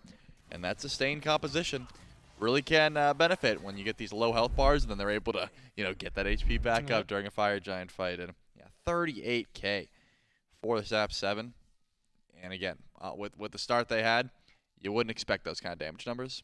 Yeah, starting 4-0 and 0, Zany then ends 5, 6, and 5, right? So you tack on another kill and 5 assists, good. 6 deaths, though, that come along with it. Same thing with 0-0-4 for Maskill, ends at 5, 6, and 9. Just maybe a little fumble there from the Titans, as well as some good plays from the Scarabs balancing things out. And they bring us now to a game 3. Good news for these two teams is that one can only win, right? So, I guess it's good news for one of them. After this bad game, news for the other guy. We'll know whose bad news it is. We'll figure, that's what this is going to be. This is our divining rod to discern who is that good news, who is the bad news. As we jump into game number 3, right? Picks and bans for this one, I think, Charlie, very important. Yep. A lot of balancing, I think, that needs to be done. Ban the Vamana, you still have a rough time in the early game. I don't know the Scarabs can bank on a comeback win like that every single time. Yep, and again, even the Tartarus Titans, who had that early lead, I don't think they're going to be banking on, we could just do that again, right? And we're going to be able to make those little corrections. So the Merlin could be a contention point, maybe taking that away. There's a lot that could happen. It was a Guan Yu first pick for the Scarabs last time. Let's find out what it's going to be this time as we go back in game 3 between the Scarabs and the Titans. It was Vamana. Very, very first. We still had the Heimdalls, your Cirquettes, things like that, as well as the Marty, who is the first ban this time around. And then the only other difference between Game 1 and Game 2 was the Aphrodite. So wondering what's going to stay the same, what's going to change. Marty first, but still followed by the Vamana, AMC, Heimdall, and now the question is the follow-through, the follow-up. And the last 2 bans for the top phase. Cirquet, not surprising. Aphrodite, not surprising. It's the same as you just swap Marty and well, actually, I had to do a little bit of a shuffle, right? It was Vamana, then Cirquet, then Marty. Same essence, though. Guan Yu first pick, pretty much running it back. Yep, let's see if it's going to be the CERN and the Hercules once again for the Titans. Again, the sustain on the side of the Scarabs was an issue. Nope. That's what I was expecting. More prioritization towards that Merlin pick, which it looks like the Tartarus Titans do not want to let go over to SAP 7. So they'll grab that one, and the CERN gets benched. Back to the Ishtar here. I think, again, Ikram didn't have the flashiest KD, but was able to do some great things on that Ishtar. So trying to prioritize it there for the Titans. Smart call. And they already have their carries. They lock that in immediately. The Chernabog, though. I mean, this is a composition that from time to time when the enemy team's not expecting it and you use that global presence to just, change the dynamic of team fights, it can certainly work out.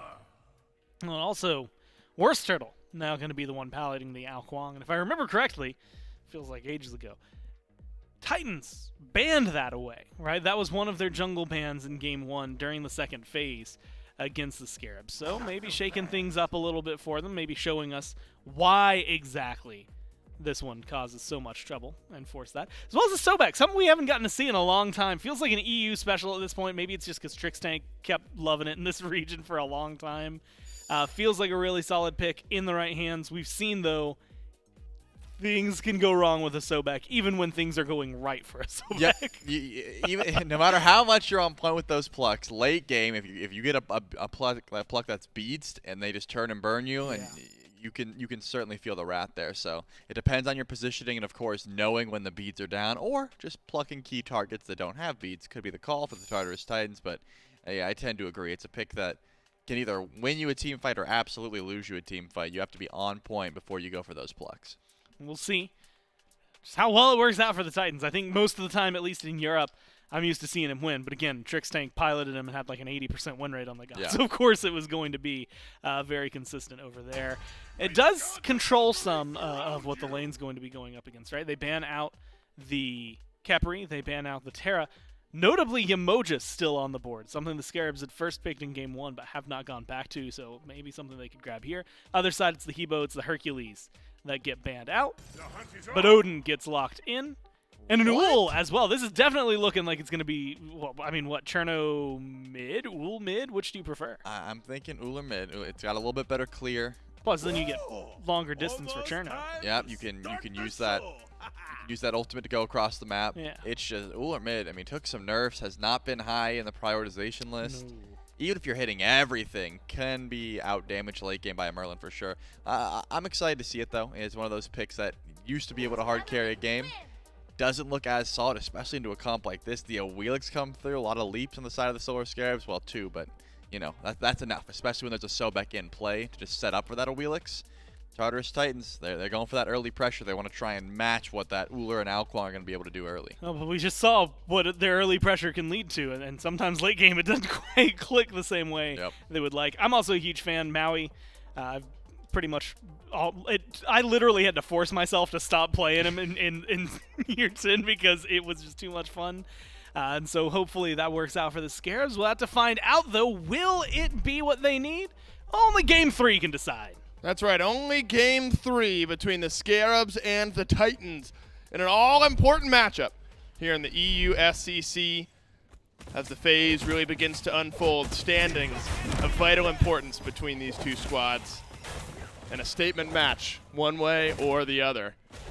Dolson, J-Mac, and Doug. I haven't introduced us at all yet, J-Mac. I'm sorry. No one knows who we are, and that's my fault.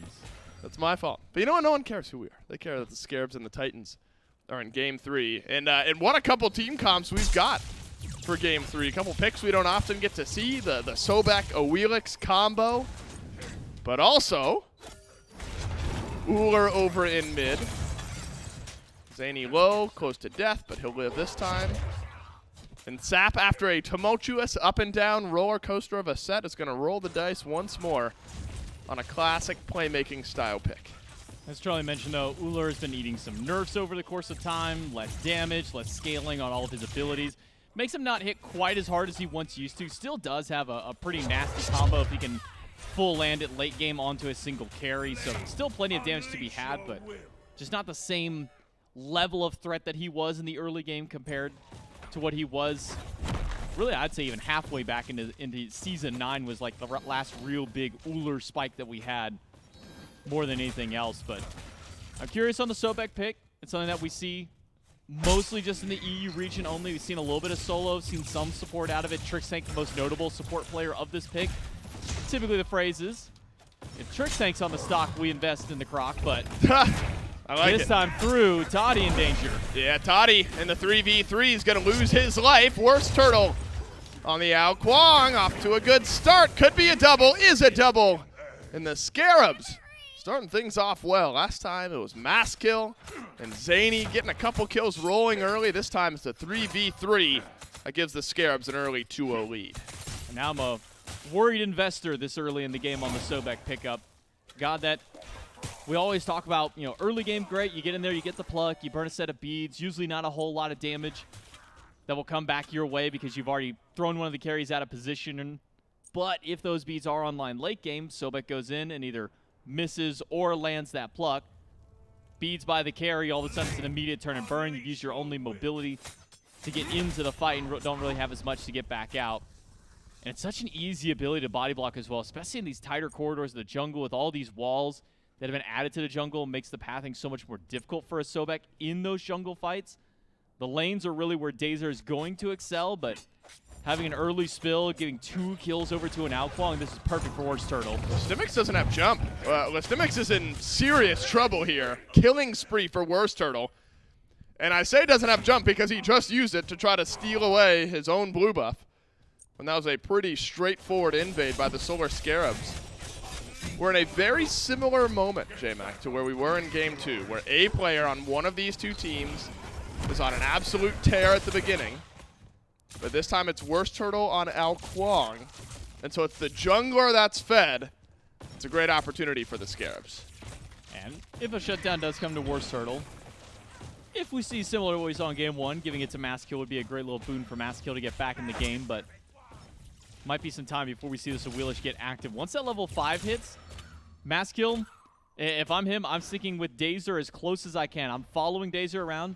I'm waiting for him to find that pluck and hoping that he doesn't pull a set of beads at that point, so that way he can get the beads, or that way he can at least get that pull back in. Or if the beads are already down, I'm sticking toe-to-toe with Dazer. As soon as that pluck goes through, you have an easy target to pull back through for Maskill, but that's the only other person that he has is Dazer with that tail whip, with that pull back.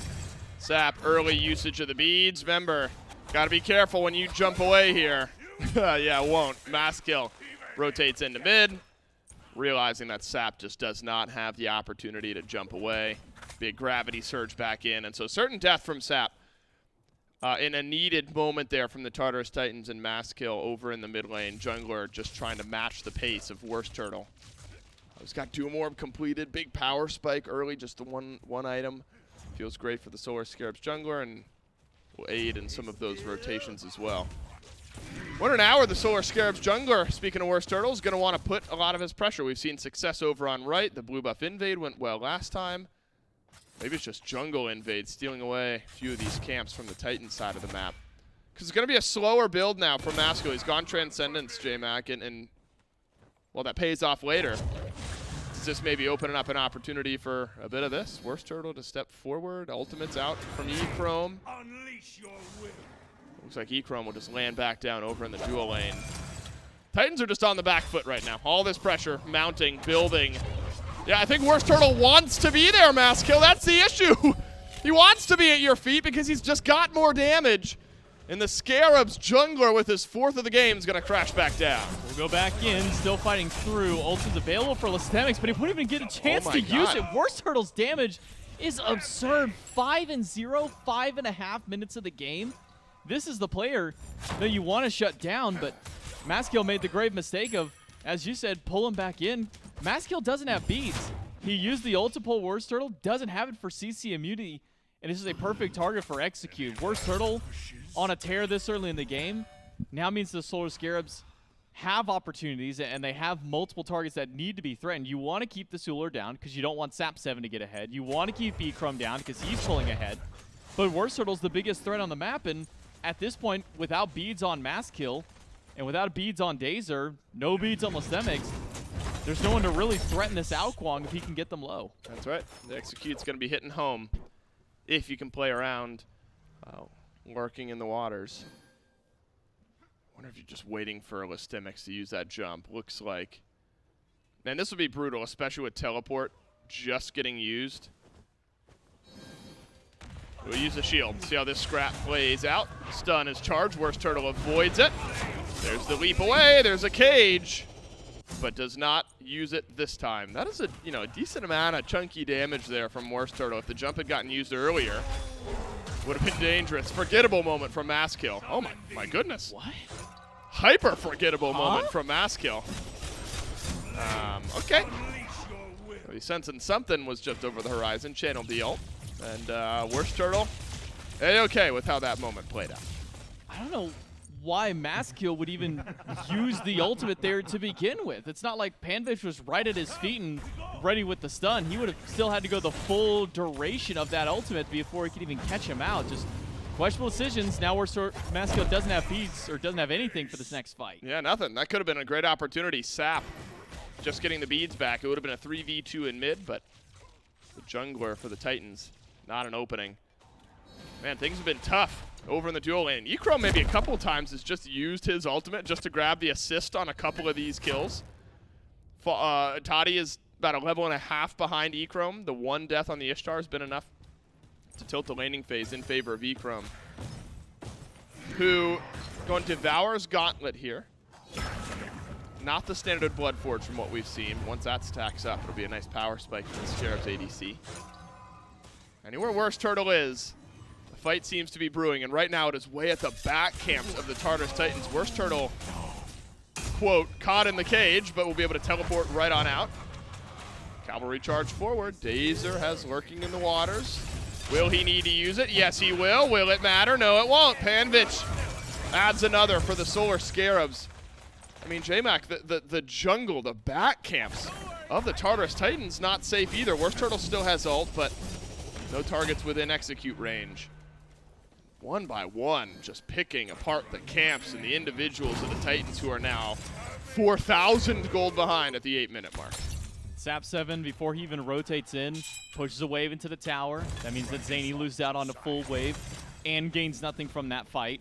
Maskill didn't use the ult in that fight at all. I would have imagined when Silence went for that leap near the tier 2 tower would have been an opportunity to pull him in, even if not for a kill, just to maybe try and force the Scarabs out of position to attempt bailing Eye Silenced out.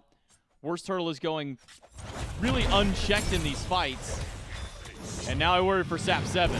Ooh, nice timing on the beads and the jump. Still CC immune. Maskill did not get the opportunity for the pull back in, but return gank. That's what we got to keep talking about here. Where Sap, without the beads, got to be a target, a consideration for Maskill, who's been slow going on this Transcendent stack. 30 stacks on it so far, 2 levels behind his jungle counterpart. Now, what we have not seen yet, J-Mac, is either a Pyromancer or a Gold Fury. With a gold lead like this, though, you got to imagine the Scarabs should have some comfort, some confidence in an early jungle fight. Got a Hunter with crit and E-Chrome. You got a Hunter with good burst damage and sap to try and secure. No real good secure on the side of the Tartarus Titans to try and go for it. Really, the best confirmation on map is Sap7 if he can get a 3-1 combo in his bow stance. Try and burst down the Fury or try and get that burst around Pyromancer at this point. Sap7 realized how many people are around him. Doesn't have beads. That's an easy pull back and will be an easy kill. Yep. And that's just what you have to do. If you know somebody doesn't have beads, you have more than enough tools in kit to try and be able to find that pull, whether it be Zany getting a pullback in Arcane stance or whether it be Dazer just walking forward like this. But is it going to get worse? Worst. That's the question. Worst. Worst for worst. My good. Worse for worst. There we go. Worcestershire sauce. Worcestershire sauce. 5-0 for Worst Turtle. And anywhere he looms is where I'm wondering if things could get bad for the Tartarus Titans. But starting to get to the point where Dazer's a bit more tanky, has a bit more CC. Worst Turtle with percent pen and flat pen. Would still make quick work of just about anyone on the map. Is it Maskill that he's looking for now? Maskill does not have Gravity Surge. Does have the ability, though, to get away quickly from Worst Turtle. Mystimix has made the mistake once or twice of trying to defend these blue buffs. And now is it maybe Maskill has used all of his CDs, but does plug some good damage out of the Ao Kuang. Still, this applied pressure from the Solar Scarabs deep in the Tartarus Titan side of the jungle poses a threat really for both teams, depending on how you look at it. E-Chrome dashes forward. This tower low. Toddy might need to give it up. And the Scarabs ADC has made things difficult for the Titans, even on the left side of the map where we've seen no action. E-Chrome, because he hasn't technically been a part of the fights, but has been using that ult, those assists are giving him just a little bit of extra gold for these kills. It's giving him just that extra little bit of pressure as well, and now Sap in danger once more. Sap stun, leap, and a double stun from Silence, but working, this has got to be an execute for sure from Dazer. Sap has been the target time and time again. All 3 kills that the Titans have been at the feet of this Uller. Worst Turtle plus Silence equals damage onto Dazer. Blink forward, execute. Yes, that's simple. And finally the Scarabs get back to their killing ways. Those 5 kills that happened earlier, Worst Turtle goes beneath the tier 1. You don't want to give up a shutdown. And Worst Turtle won't. He's unstoppable at 7-0. And the Ao Kuang makes a play. You're able to rotate to left. Worst Turtle is so low. That's just the 2 kills for now on the Ao Kuang, desperately clinging to a 7-0 killing spree. That is confidence in your damage output for Worst Turtle, because other junglers, you're going to sit there and wonder, do I have enough to go for this kill? Can I dive the tower, get the kill, and at least trade out? Trusting in his damage, knowing his cooldowns as well, that first ability able to come back up under the tier 1 tower. Whether or not at least the 3-2 combo would have gotten the kill, would have had the water illusion to get himself back out and be able to secure the kill at that point. So Worst Turtle now 7-0 is absolutely the target that everybody on the Tartarus Titans wants to go for. That would be a massive swing back in golden XP for just about everybody on the Titans to bump themselves back up, either to close the gap for Silence or maybe even for Listemics if he can find the pick. Toddy if he can find something there, because all three of them 2 levels down to their opposition. Echrome, what? Just auto the tower. 1 or 2. There you go, 1 auto. Took a couple tower shots that did more damage than Toddy did. Gold Fury finally pulled by the Scarabs. I was wondering when we would get this moment. It's a blink forward from Dazer. Block onto Worst Turtle, but Tartarus Titans are so far behind right now. They've lost Gold Fury. They got to use these ultimates defensively. Instead, Listemics actually trying to fight, and maybe that's just caught the Tartarus Titans in the cage. Up and down, and no execute needed, but will be used for maybe repositioning for Worst Turtle. Panfitch now a bit of a roll starting to build up. 3 kills plus Gold Fury, 4 around the corner. Worst Turtle might be able to just clean up the carries all on his own. Ooh. But no, it's a shutdown from Zany. Silence misses. Ultimate misses. Oh no. Toddy and Zany so low, and that would have been a deicide for the Scarabs. And a bit of mispositioning, a bit of misplay from the Scarabs jungler. And good positioning and good play from the Titans carries keep them on the map. It's just big shutdown. So close for Worst Turtle. The Aegis absorbs a single auto. That would have been what was necessary to get the kill onto Zany.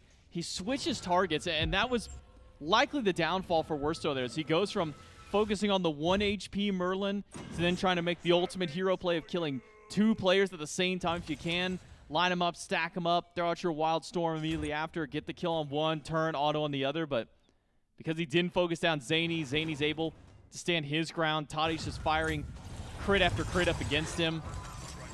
Fury for the Solar Scarabs at least mitigates a bit of what got returned back, but it's still a 7,000 gold lead. So much of that being to the back of Worst Turtle as well. I mean, he's sitting so far up, even with the 8 in 1 shutdown that he has. He's still 2 levels up over Mass Kill, a full item as well, Spear of the Magus, and a tier 1 into defense. On the opposite side, where Mass Kill is still finishing up his 3rd item, still only sitting at that tier 1 mace. Mass Kill pulls Echrome back. It's a level 17 Chernabog, though. Echrome will stand and fight, and he'll turn down some damage onto Mass Kill. Or the Solar Scarabs all the while. It's hanging out over on right. An important moment where the Titans were able to cleanly get a kill on what was a 3-level lead for Echrome. We'll lose a Pyromancer in trade, but the Titans won't pick up anything else, so the 1 kill for the Pyromancer is what you end up looking at here. It's a hefty enough lead, J-Mac, for the Scarabs. We're at the 16-minute mark. We have not seen too many way early Fire Giants, but between these 2 teams who have fought early, and they fought often, got to be a consideration for the Scarabs with the Runic Bomb in the back pocket of Panfitch. If you can find 2 picks for the Solar Scarabs, I'd say Fire Giant is definitely under their eye. If Echrome can finish up Deathbringer as well, that makes it that much easier. That might be the point where the Solar Scarabs pivot away from going for these team fights, trying to find these picks, and instead really forcing the hand of the Titans around the objectives, because once that Deathbringer is online for Echrome, that will spike up his damage numbers pretty heftily around the objective play. Oh, he's got to fight against 2 again. We saw this earlier, but he's got to bail out this time. Echrome, man, so safe on this Chernabog when you're able to use and change and channel your abilities just like that. Onto the wall, off the wall he goes, buys him time. You're never going to win that trade, Toddy. Not when Worst Turtle's here.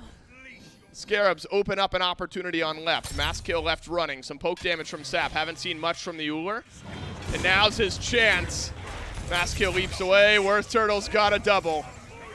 Titans, they've had moments where the kills have started to fall once or twice. Scarabs have dropped a team member or 2, but it won't happen. As really, you know, and you see that in games like this where it just takes a regroup from the Scarabs to get back together, drop a few kills. Nearly a 3rd out of Sap. Primal Fury, couple of picks, mid lane tower. Gotta be thinking about Fire Giant here in a moment. Primal Fury for the Solar Scarabs will bump up their damage numbers against the objective Nearly once 10K, again. So my goodness. Another 7% damage they'll have up against that Fire Giant. If we could see Golden Pocket, because I'm curious how close Echrome is to being able, yeah, he's got Deathbringer in hand now, so Fire Giant can easily be done by the Solar Scarabs if they wish to. Maybe they can find themselves another pick. Toddy steps up, finds some good damage against Worst Turtle, but he's got to bail out with Silence until the knockup is there on Silence. But Silence will live. That was Gravity Surge at a mass kill. Did take the beads away from the Maui. But how concerned is the Maui really? We'll find out. Zap with no mana, does have beads. Turns the corner, finds Maskill. Maskill's just going to eat a stun, eat a tower shot, and Zany won't. Yes, he will. He'll have the trade. That last tick of damage was enough. And again, the question is that enough to slow down objective threat from the Scarabs? You'd have to think so. The Uller is so strong. Level 18. Or maybe not. Worst Turtle just lurking by the FG. This would be a big moment. I mean, how concerned are we really about the 1 and 4 Uller? Not is the answer from the Solar Scarabs. You've got a level 19 E-Chrome in the fight. Could hit level 20 before the 20-minute mark. There's no Runic Bomb, but the Fire Giant's still burning so quickly. Fire Giant taken by the Scarabs, and there was no answer from the Titans. They considered it, but only for a moment. If Zany were there, I mean, that's threat against the Scarabs to stop it. Instead, my Zany God. split pushing left. E-Chrome should be able to get the kill on here. A couple of minions won't stop E-Chrome from trading that one Level out. 20 at 19.5. Had Zany been there, that could have been a stop at the Fire Giant, at least a threat around it for the Tartarus Titans to either slow down the Scarabs, force them away from the objective. Instead, now it's the Scarabs of the Fire Giant at 19.5 minutes. Not much they can get from this one. Maybe a couple of extra picks, maybe a couple towers. Phoenix if they're lucky. And Worst Turtle just wants to get past. The island didn't get dropped enough. Maskill goes down here. He will. With a little bit of extra damage, but yeah, Solar Scarabs this big of a lead. They need to do something with it. And right now, for Panvich, it's staying alive. Panvich should die. Should die at any moment. Will die. Should. Sure. Yeah. No, should. They'll Should get is this the kill. keyword. Yeah, don't worry. They'll get the kill. Days are sank. They got it. They got this Should is kill. the Don't you keyword. worry.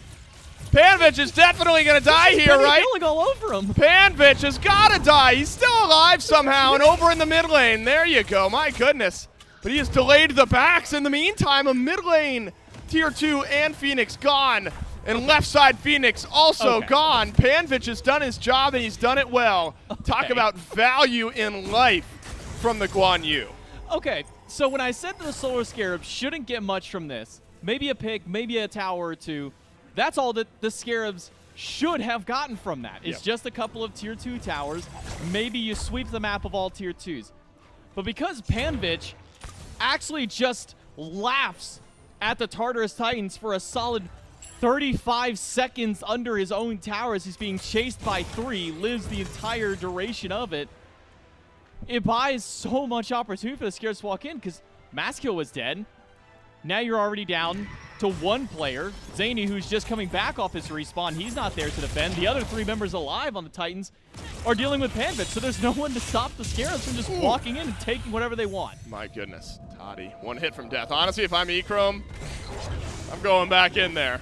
He's a smarter man than me, though, because Panvich is in the back of this fight. Man, the Titans might not even get a chance to defend their base. Look at the fire minions. They're walking in. If this fight goes poorly, which it is, it's a great chance for the Solar Scarabs. They'll have minion waves with them, and they'll only have 3 members of the Titans back defending. Worst Turtle has the angle, 10-1 on the Ao Kuang. Listimics is tanky, but maybe not tanky enough. Worst Turtle will swing away, deal some good damage, and he'll keep going. Zany's in behind. Ultimate's in. Mass kill. Back out from base. Up and over. He goes on the Worst Turtle, but it's a killing spree yet again for Worst Turtle. No. And it's the Solar Scarabs mopping the floor with the Titans in 22 minutes in Game 3. All right, so Tartarus Titans, they fell behind early. It sucks. The Ao Kuang got really far ahead.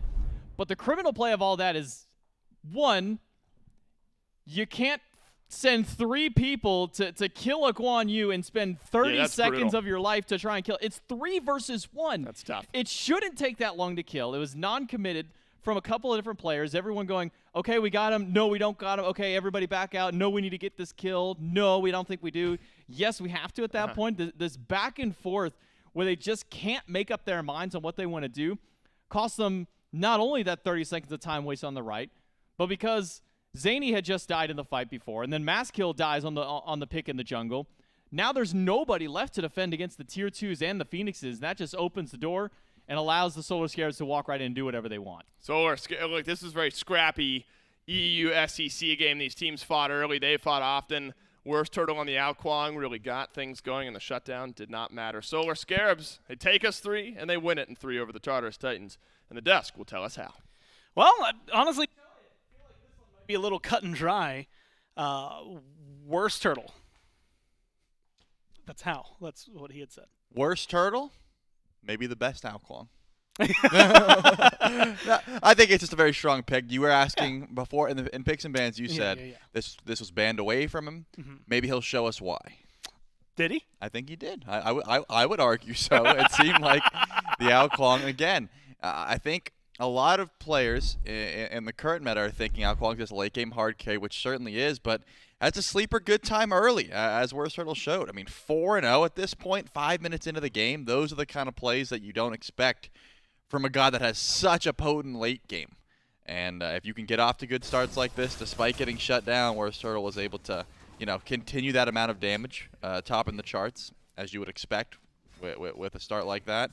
And it just seemed like because you get to target out these tankier targets, look for those executes, and then you translate those into late game dives. There wasn't too much answer for it. Not much you can do when a late game hyper carry gets to the late game hyper carry spot like 8 minutes into the game, right? Like, I mean, you're really feeling the burn from it. And then, of course, speaking of burn, you get a lot of good damage, I think, from the rest of the team, right? I think the Outquang gets them off to a fantastic start. Everybody else got to step into the role after that, right? It took a little while, right? You've got a double carry. Give them some moments to step up into it, but eventually you get there and you start to get the damage. So they just play really well. Though I have to give the credit where credit's due. Of the 14 kills, like at this point, 19 minutes in, that are on the board, Worst Turtle is a majority of them. Yep. But you're still finding solo kills from some of the other players. 3-1-8 for Echrome, massive. Matching that from Panvich. 1-0-11, 3-4-7. Maybe at least in mid, not the most glorious compared to the teammates, but still getting a lot done. 10 affected kills. And then, of course, 11-1-6, if you were wondering why we were saying. Yeah, it's pretty much just Worst Turtle. It's because that, right? Didn't even get top damage on his team, though, so Joe goes to show junglers are just out there last hitting. Yep, Echrome did end up getting some big crits towards the end. Big damage numbers there from the Chernobog as well. And credit to Masskill. I saw that that kill under tower. I didn't realize how low of mana it seemed like Sap had under that tower watching it back. I would have thought he didn't have enough mana to go for the axe as well. So I probably would be going for that tower dive. It looked like there was no way he had enough mana for it, but still was able to get it off. But, I think the Uller, we were talking about it earlier on, doesn't have the greatest time anymore in the current meta, but still able to make some flashy plays here and there. Yeah. Took a little while to get there, but a lot of, like you said, the essence, right? The stun follow-up damage is all still there. And gives us a hell of a show there for the Scarabs to find a 2-1 victory over the Titans. Stumble in game one, let's call it, before they get the full turnaround that they needed. And Trelly, that closes out what is the EU SEC for today, right? There's still going to be 2 sets for those of you who are itching for more, especially in EU, that are going to happen tomorrow morning around 9 a.m. EDT, so whatever that happens to be for you. Most of Europe, ballpark like 3 p.m. Google. Same thing's going to be for Sunday. Yeah, exactly. Google. Your phone's typically got like a world clock you can add in there. It really, really helps out. Of course, also sandwiched at the end of the days after SPL is going to be North America. So today, tomorrow, Sunday, you can always close out your day with some more competitive Smite after the SPL closes out. But if you are wondering what is going to be happening, not just between those things, but also coming up right next, it's going to be the SPL, the Leviathans, taking on the Hounds, a set that I'm personally really excited for. I think Trelly is as well. And so without further ado, we're going to kick it to a quick break. And when we get back, it's time for the SPL.